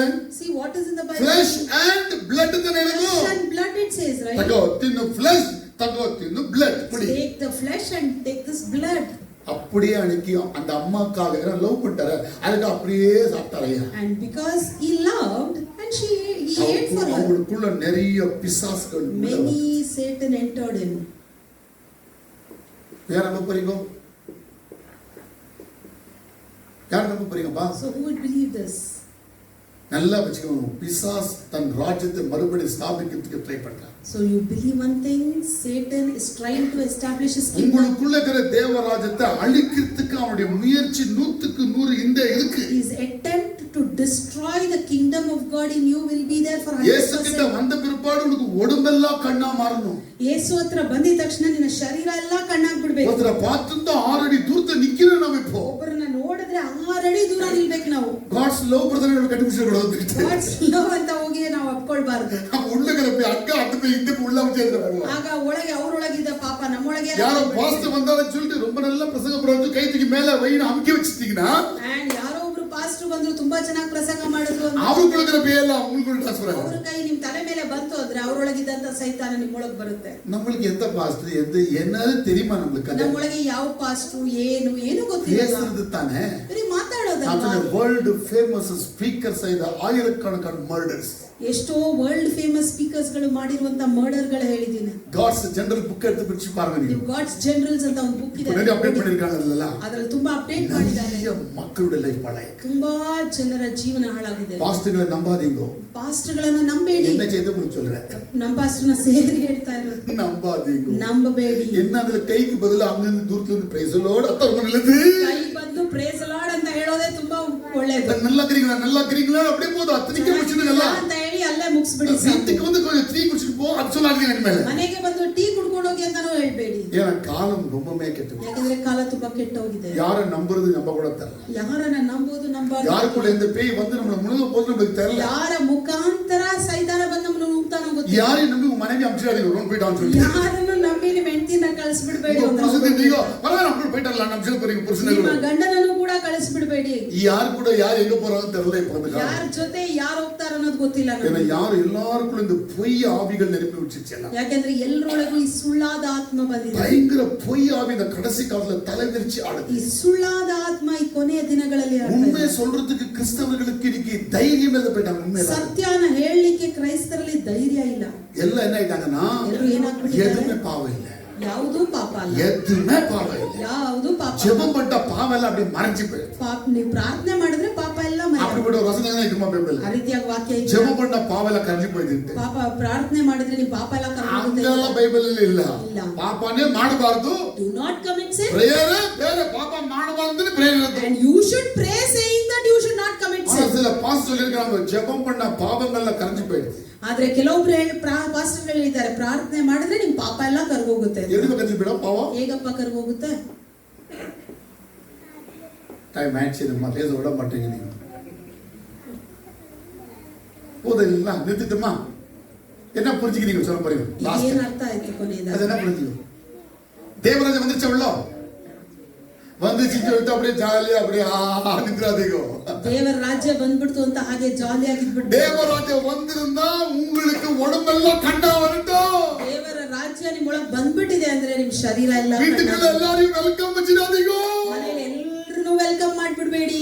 எல்லாருக்கும் பாய் பாய் காட்டுங்க போதும். ಎಲ್ರಿಗೂ ಬಾಯ್ ಬಾಯ್ ಅಂದ್ಬಿಡಿ. ஆனா வெல்கம் வெச்சிங்கன்னு எந்த பையன் உள்ள ஜனப்ப தெரியல உங்களுக்கு. ವೆಲ್ಕಮ್ ಮಾಡಿದ್ರೆ ಯಾವ ಸೈತಾನನ್ನೇ ವೆಲ್ಕಮ್ ಮಾಡಿದ್ರೆ ನಿಮ್ಗೆ ಗೊತ್ತಿರಲ್ಲ. பாஸ்டர் தனியா போயிட்டு ஒரு வீட்ல இருக்கிற சிஸ்டர்ஸ் மீட் பண்ணி ஹலோ அவர் யூனிட் பேசிடாதீங்க காரணத்துக்கு. ಯಾವುದೇ ಕಾರಣಕ್ಕೂ ಹೋಗಿ ವೈಯಕ್ತಿಕವಾಗಿ ಯಾರನ್ನು ಕೂಡ ಭೇಟಿ ಮಾಡಬೇಡಿ. விசுவாசிக்கு போயிட்டு தனியா ஒரு பொம்பளை இருந்தா நல்லா இப்படி போயிட்டு நல்லா இருக்கீங்களா கேட்டுட்டு டீ குடிச்சு குடிச்சு முக்காந்து பிரம்மணே பண்ணாதீங்க. ವಿಶ್ವಾಸಿಗಳ ಮನೆಗೂ ಒಬ್ಬರೇ ಇದ್ರೆ ಅವ್ರ ಮನೆಗೆ ಹೋಗಿ ಟೀ ಕುಡಿಯೋದು ಅದೇನು ಮಾಡಬೇಡಿ. தனி ஆம்பளை தனி பொம்பளை இடத்துல யாருமே போயிட்டு நல்லா இருக்கீங்களா விசாரிச்சு போயிடாதீங்க. ಹೆಂಗಸರು ಅಥವಾ ಹೆಂಗಸರು ಯಾರಾದ್ರೂ ಒಬ್ರೇ ಇದ್ರೆ ಅವ್ರ ಮನೆಗೆ ಹೋಗಿ ಹೇಗಿದ್ದಾರೆ ಅಂತೆಲ್ಲ நான் தான் உடைய வெல் விஷஸ் சொல்லிடாதீங்க. ನೀವೇ ಹೇಳ್ಬಿಡ್ಬೇಡಿ ನಾನ್ ನಿಮ್ಮನ್ನ ಒಳ್ಳೇದನ್ನ நம்மளுக்கு வெல் விஷ் ನೆನೆಸ್ತೀನಿ ಅಂತ. பண்றதுக்கு ஒரே கடவுள் போதும், நம்மளுக்கு கவலை ನಮಗೆ பண்ணலாம். ಒಳ್ಳೇದನ್ನ ಬಯಸುವಂತ ದೇವರೊಬ್ಬರೇ ಸಾಕು. அவர் நம்ம பத்தி நினைச்சதெல்லாம் நல்லது தான். ಅವ್ರು ನಮ್ಮ ಕುರಿತಾಗಿ ಅನ್ಕೊಂಡಿರೋದೆಲ್ಲ அவருடைய ಒಳ್ಳೆಯದು. blessing ஒண்ணுதா போதும், நம்முடைய blessing யாருக்குமே தேவையே இல்ல. ಅವರ ಆಶೀರ್ವಾದ ಒಂದಿದ್ರೆ ಸಾಕು, ಯಾರ ಆಶೀರ್ವಾದವೂ ನಮ್ಗೆ ಬೇಡ. எவ்வளவு புரிஞ்சிச்சு தெரியல இதெல்லாம். ಎಷ್ಟು ಮಂದಿಗೆ ಇದು ಅರ್ಥ ಆಯ್ತು ಗೊತ್ತಿಲ್ಲ. புரிஞ்சுங்க மாத்திரம் நல்லா ஸ்மைல் கொடுங்க ಅರ್ಥ ಆದವ್ರು பாக்கலாம். ಮಾತ್ರ ಒಂದು ಸ್ಮೈಲ್ ಕೊಡಿ ಸಾಕು. யாரும் ஸ்மைலே கொடுக்க மாட்டேன்றாங்க. இவ்வளவு விஷயம் இருக்குதா இதெல்லாம். ಇಷ್ಟೊಂದು ವಿಷಯ ಇದೆಯಾ ಇದ್ರಲ್ಲಿ ಅಂತ. சாத்தானின் ராஜ்யம் உள்ள வருவதற்கு அவன் எடுக்கிற முயற்சிகள், ಸೈತಾನನ ರಾಜ್ಯ ಒಳಗೆ ಬರುವುದಕ್ಕೆ ಅವನು ಮಾಡುವ ಪ್ರಯತ್ನ. அவன் நோக்கம் என்ன? நமக்குள்ள இருக்கிற தேவராஜ்யத்தை எப்படியாவது புடுங்கி வெளியே போ. ಅವನ ಇಂಟೆನ್ಷನ್ ಏನಂದ್ರೆ ನಮ್ಮ ಒಳಗಿರುವಂತಹ ದೇವರ ರಾಜ್ಯವನ್ನು ತೆಗೆದ அந்த கடைசி அவசரம் சொல்லுது, ಕೊನೆಯದಾಗಿ ಹೇಳುತ್ತೆ பலத்கார ಮಾಡಿಕೊಳ್ಳಿಕ್ಕೆ தேவராஜ்யம். Forcefully one who goes forcefully for பரலோக the போயே kingdom. போகணும்னு துணிஞ்சு நிக்கிறது பரலோகம் கிடைக்கும். Only one who forcefully stands saying that he needs நான் ரட்சிக்கப்பட்டேன், நான் ஞானஸ்தானம் எடுத்துட்டேன், நான் தேவ பிள்ளை ஆயிட்டேன், பரலோக ಗ್ಯಾರಂಟಿ போவேன். ನಾನು ರಕ್ಷಣೆ ಹೊಂದ್ಬಿಟ್ಟೆ, ಜ್ಞಾನಸ್ಥಾನ ಆದೆ, ದೇವರ ಮಗು ಆಗ್ಬಿಟ್ಟೆ, ನಾನು ಪರಲೋಕ ಗ್ಯಾರಂಟಿ அப்படி ಗ್ಯಾರಂಟಿ போறேன்னு சொல்லிட்டு இந்த ಕೆಟ್ಟ பழக்கங்கள்லாம் வச்சுக்கின்னு ಈ ರೀತಿಯಾಗಿ ಗ್ಯಾರಂಟಿ ಹೋಗ್ತೀನಿ ಅಂತ ಕೆಟ್ಟ ಎಲ್ಲಾ ಹವ್ಯಾಸಗಳಿದ್ರೆ இப்ப தெரிய போறது இவனுக்கு ಈಗ ನಿಮ್ಗೆ ಅದು ஹார்வெஸ்ட் டைம் ஒன்று வரப்போகுது, ಆ ಒಂದು ಹಾರ್ವೆಸ್ಟ್ ஜட்ஜ்மெண்ட் டைம் வரப்போகுது. ಜಡ್ಜ್ಮೆಂಟ್ ಡೇ ಅಲ್ಲಿ அப்போ தெரிய போகுது நீ கோதி அல்ல, கோதி மாதிரி இருக்கிற பிளாக் ஸ்மால் தேவையில்லாத ஒன்று. ಅವಾಗ ನಿಮ್ಗೆ ಗೊತ್ತಾಗುತ್ತೆ ನೀವು ಗೋಧಿ ಅಲ್ಲ, ಗೋಧಿ ರೀತಿ ಕಾಣುವಂತಹ ಒಂದು கோதி ப்ரௌனிஷா இருக்கும், ಗೋಧಿ ಬ್ರೌನ್ ஆனா ಕಲರ್ களை ಆಗಿ வந்து கருப்பா இருக்கும். ಆದ್ರೆ ಹಣಜಿ ಬಂದು கோதி நல்லா மோட்டா இருக்கும், ಗೋಧಿ ದಪ್ಪ ಇರುತ್ತೆ, இந்த களை வந்து கடுகு மாதிரி. ಕಣಜ ಬಂದು ಚಿಕ್ಕ ಒಂದು எப்ப ஹார்வெஸ்ட் தெரிய போறது, அது போல தெரிய போறது. ಯಾವಾಗ ಅದು ಗೊತ್ತಾಗುತ್ತೆ ಅಂದ್ರೆ ಹಾರ್ವೆಸ್ಟ್ ಸಮಯದಲ್ಲೇ ಗೊತ್ತಾಗೋದು. முக்கியமான ಒಂದು ವಿಷಯ ಹೇಳಕ್ಕೆ ಐ ಇಷ್ಟಪಡ್ತೀನಿ. ವಿಶ್ ಟು ಟೆಲ್ ವೆರಿ இப்ப ಇಂಪಾರ್ಟೆಂಟ್. ஆண்டவர் என்ன பண்ணலாம், நம்ம எல்லாம் வேண்டியதில்லை, ஆண்டவரೇ ಇದರ ಕಳೆಯ புடுங்கி போடுவோம், ಈಗ ನಾವೆಲ್ಲ ಕೇಳ್ತೀವಿ, ದೇವರೇ ಇಲ್ಲಿರುವಂತ ಎಲ್ಲಾ ಕಳೆಗಳನ್ನ ತೆಗ್ದಾಕ್, கெட்டவர்கள ತೆಗೆದಾಕ್ಬಿಡೋಣ ಎಲ್ಲಾ ಕೆಟ್ಟವ್ರನ್ನ ತೆಗ್ದಾಕ್ಬಿಡಿ. அப்படி ப்ரேயர் பண்றது. No, we are not suppose to pray that. ஏன் நான் என்ன சொல்றேன், ஆண்டவர் ಯಾಕಂದ್ರೆ ஆரம்பிச்ச மணிக்கு கிட்ட விடுது, ಹಾರ್ವೆಸ್ಟ್ ವರ್ಗೂ ಅವ್ರು ಬೆಳಿಲಿ. காடு அலோ பண்ணிருக்காரு. ಈಗ ದೇವರೇ ಅವರಿಗೆ ಪರ್ಮಿಷನ್ ಕೊಡ್ತಾರೆ. சபைக்குள்ள கெட்டவங்க இருந்தா எங்கிட்ட விடு, ಸಭೆಯಲ್ಲಿ ಕೆಟ್ಟವ್ರು ಇದ್ರೆ ಇರ್ಲಿ, நல்லவங்க இருந்தா எங்கிட்ட விடு. ಒಳ್ಳೆಯವರು ಇದ್ರು ಇರ್ಲಿ. ஹார்வெஸ்ட் டைம்ல பார்க்கலாம், ಅದನ್ನ ಹಾರ್ವೆಸ್ಟ್ ಟೈಮ್ நல்லவனா வந்த மேல எடுக்கலாம், கெட்டவ தள்ளிடலாம் அப்படின்ட்டு. ಒಳ್ಳೆಯವನು ಬಂದ್ರೆ ಒಳ್ಳೆಯವ್ರನ್ನ ಇಟ್ಕೊಳ್ಳೋಣ, ಕೆಟ್ಟವ್ರು கடவுள் அப்படி கூட ஒரு பியூரிஃபிகேஷன் வச்சிருக்காரு. ದೇವರು ಆ ಟೈಮಲ್ಲೂ ಕೂಡ ಒಬ್ಬ ಪ್ಯೂರಿಫಿಕೇಶನ್ ಪ್ರೋಸೆಸ್ ಇಟ್ಟಿದ್ದಾರೆ. நீ சொல்லலாம் நம்ம எல்லாம் ஒண்ணு தரீங்களா, ನಾವೆಲ್ಲರೂ ಒಂದೇ ಅಲ್ವಾ ಅಂತ நீங்க எடுத்துக்கணும், நான் எடுத்துக்கணும், நீங்க எடுத்துக்கணும், நான் எடுத்துக்கணும், நீங்க நடக்குதுல்ல. ನೀವ್ ಹೇಳೋಂಗೆ ನಾನಿದ್ದೀನಿ, ನೀವ್ ಹೇಳೋದೆಲ್ಲ இருக்கலாம் இருக்கலாம், நீங்க எல்லாம் போற இடம் வந்து நரகத்தான். ಇರ್ಬೋದು, ಎಲ್ರೂ ಸೇರೋ ಸ್ಥಳ ನರಕನೂ ಆಗಿರ್ಬೋದು. ஆனா நீங்க பரலோகம் போகணும்னு சொன்னா தேவராஜ்யத்தை கெடுக்காதபடி உங்களை உங்க ராஜ்யத்தை காப்பாற்று. ನೀವು ಪರಲೋಕಕ್ಕೆ ಹೋಗ್ಬೇಕಂದ್ರೆ ನಿಮ್ ಒಳಗಿರುವಂತ ದೇವರ ರಾಜ್ಯವನ್ನು ನೀವು ನಾಶ ಮಾಡ್ಕೊಳ್ಳದೆ, ನಿಮ್ಮೊಳಗೆ ಪಾಪ ಪ್ರವೇಶಿಸದೇ ಇರುವಂತೆ ನೀವು ಕಾಪಾಡ್ಕೊಳ್ಳಿ. இதனுடைய சிம்பிள் சொல்றதுன்னா, ಇನ್ನೂ ಸಿಂಪಲ್ ಆಗಿ ಹೇಳೋದಂದ್ರೆ இந்த பேரபிள் என்ன சொல்றதுன்னா, ಈ ಒಂದು உனக்குள்ள இருக்கிற தேவராஜ்யத்தை அழிக்கிறதுக்கு சாத்தானுடைய முயற்சி இருக்கு. ನಿನ್ನೊಳಗಿರುವಂತ ದೇವರ ರಾಜ್ಯವನ್ನ ನಾಶ ಮಾಡುವುದಕ್ಕಾಗಿ ಸೈತಾನನ ಪ್ರಯತ್ನ ಇದೆ. இடம் கொடுத்து அழிச்சிடுவான், இடம் கொடுக்காதே இரு. ನೀ ಸ್ಥಳ ಕೊಟ್ರೆ ಅವ್ನು ನಾಶ ಮಾಡ್ಬಿಡ್ತಾನೆ, ಸ್ಥಳ ಕೊಡ್ಬೇಡ. இடம் கொடுக்காத போனா பரலோக வாழ்க்கை உனக்கு நிச்சயம் வேணும். ನೀನು ಆತನಿಗೆ ಸ್ಥಳ ಕೊಡದೇ ಇದ್ರೆ ಪರಲೋಕ ರಾಜ್ಯ ನಿಮಗೆ ನಿಶ್ಚಯ. எவ்வளவு பேர் என்ன பண்ண போறீங்க, ಈಗೇನ್ ಮಾಡ್ಲಿಕ್ಕಿದ್ದೀರಾ? நிறைய புது புது விஷயம் கெடுக்கிறீங்க நீங்க. ಎಷ್ಟೋ ಒಳ್ಳೆ ಹೊಸ என்ன பாஸ் ವಿಷಯ. இது அது என்னென்னமோ சொன்னது, இன்னைக்கு தலையே கெட்டு போச்சே. ಏನ್ ಪಾಸ್ಟರ್ ಏನೇನೋ ಹೇಳ್ಬಿಟ್ರಲ್ಲ, ನನ್ನ ತಲೆನೇ ಕೆಟ್ಟೋಯ್ತು. நம்ம ஜனங்களுக்கு இத பத்தி எல்லாம் தெரியணும். ಯಾಕೆಂದ್ರೆ ನಮ್ ಜನರಿಗೆ ಇದೆಲ್ಲ ಗೊತ್ತಿರ್ಬೇಕು. அதுல ஒண்ணுமே தெரியலனா நாளைக்கு எங்க கணக்கு தெரியாது. ಏನು ಗೊತ್ತಿಲ್ಲ ಅಂದ್ರೆ ಆಮೇಲೆ ಏನು ಗೊತ್ತಿರಲ್ಲ ನಿಮ್ಗೆ. ஆனா தெரிஞ்சுக்கணும் எல்லாமே. ಎಲ್ಲ ತಿಳ್ಕೊಂಡಿರ್ಬೇಕು. பரிசுத்த ஆவி நமக்குள்ள இருக்கும்போது எல்லாமே ஆராய்ச்சி பண்ணி எல்லாம் அறிஞ்சுக்கணும். ಪವಿತ್ರ ಆತ್ಮನು ನಮ್ಮೊಳಗಿರುವಾಗ ಎಲ್ಲವನ್ನು ನಾವು ತಿಳ್ಕೊಂಡಿರ್ಬೇಕು. அப்பதான் நம்ம தேவனுக்காக நல்லா வாழணும். ಆಗ ಮಾತ್ರವೇ ದೇವರಿಗಾಗಿ ನಾವು ஜெபம் பண்ணலாமா நம்ம இப்போ?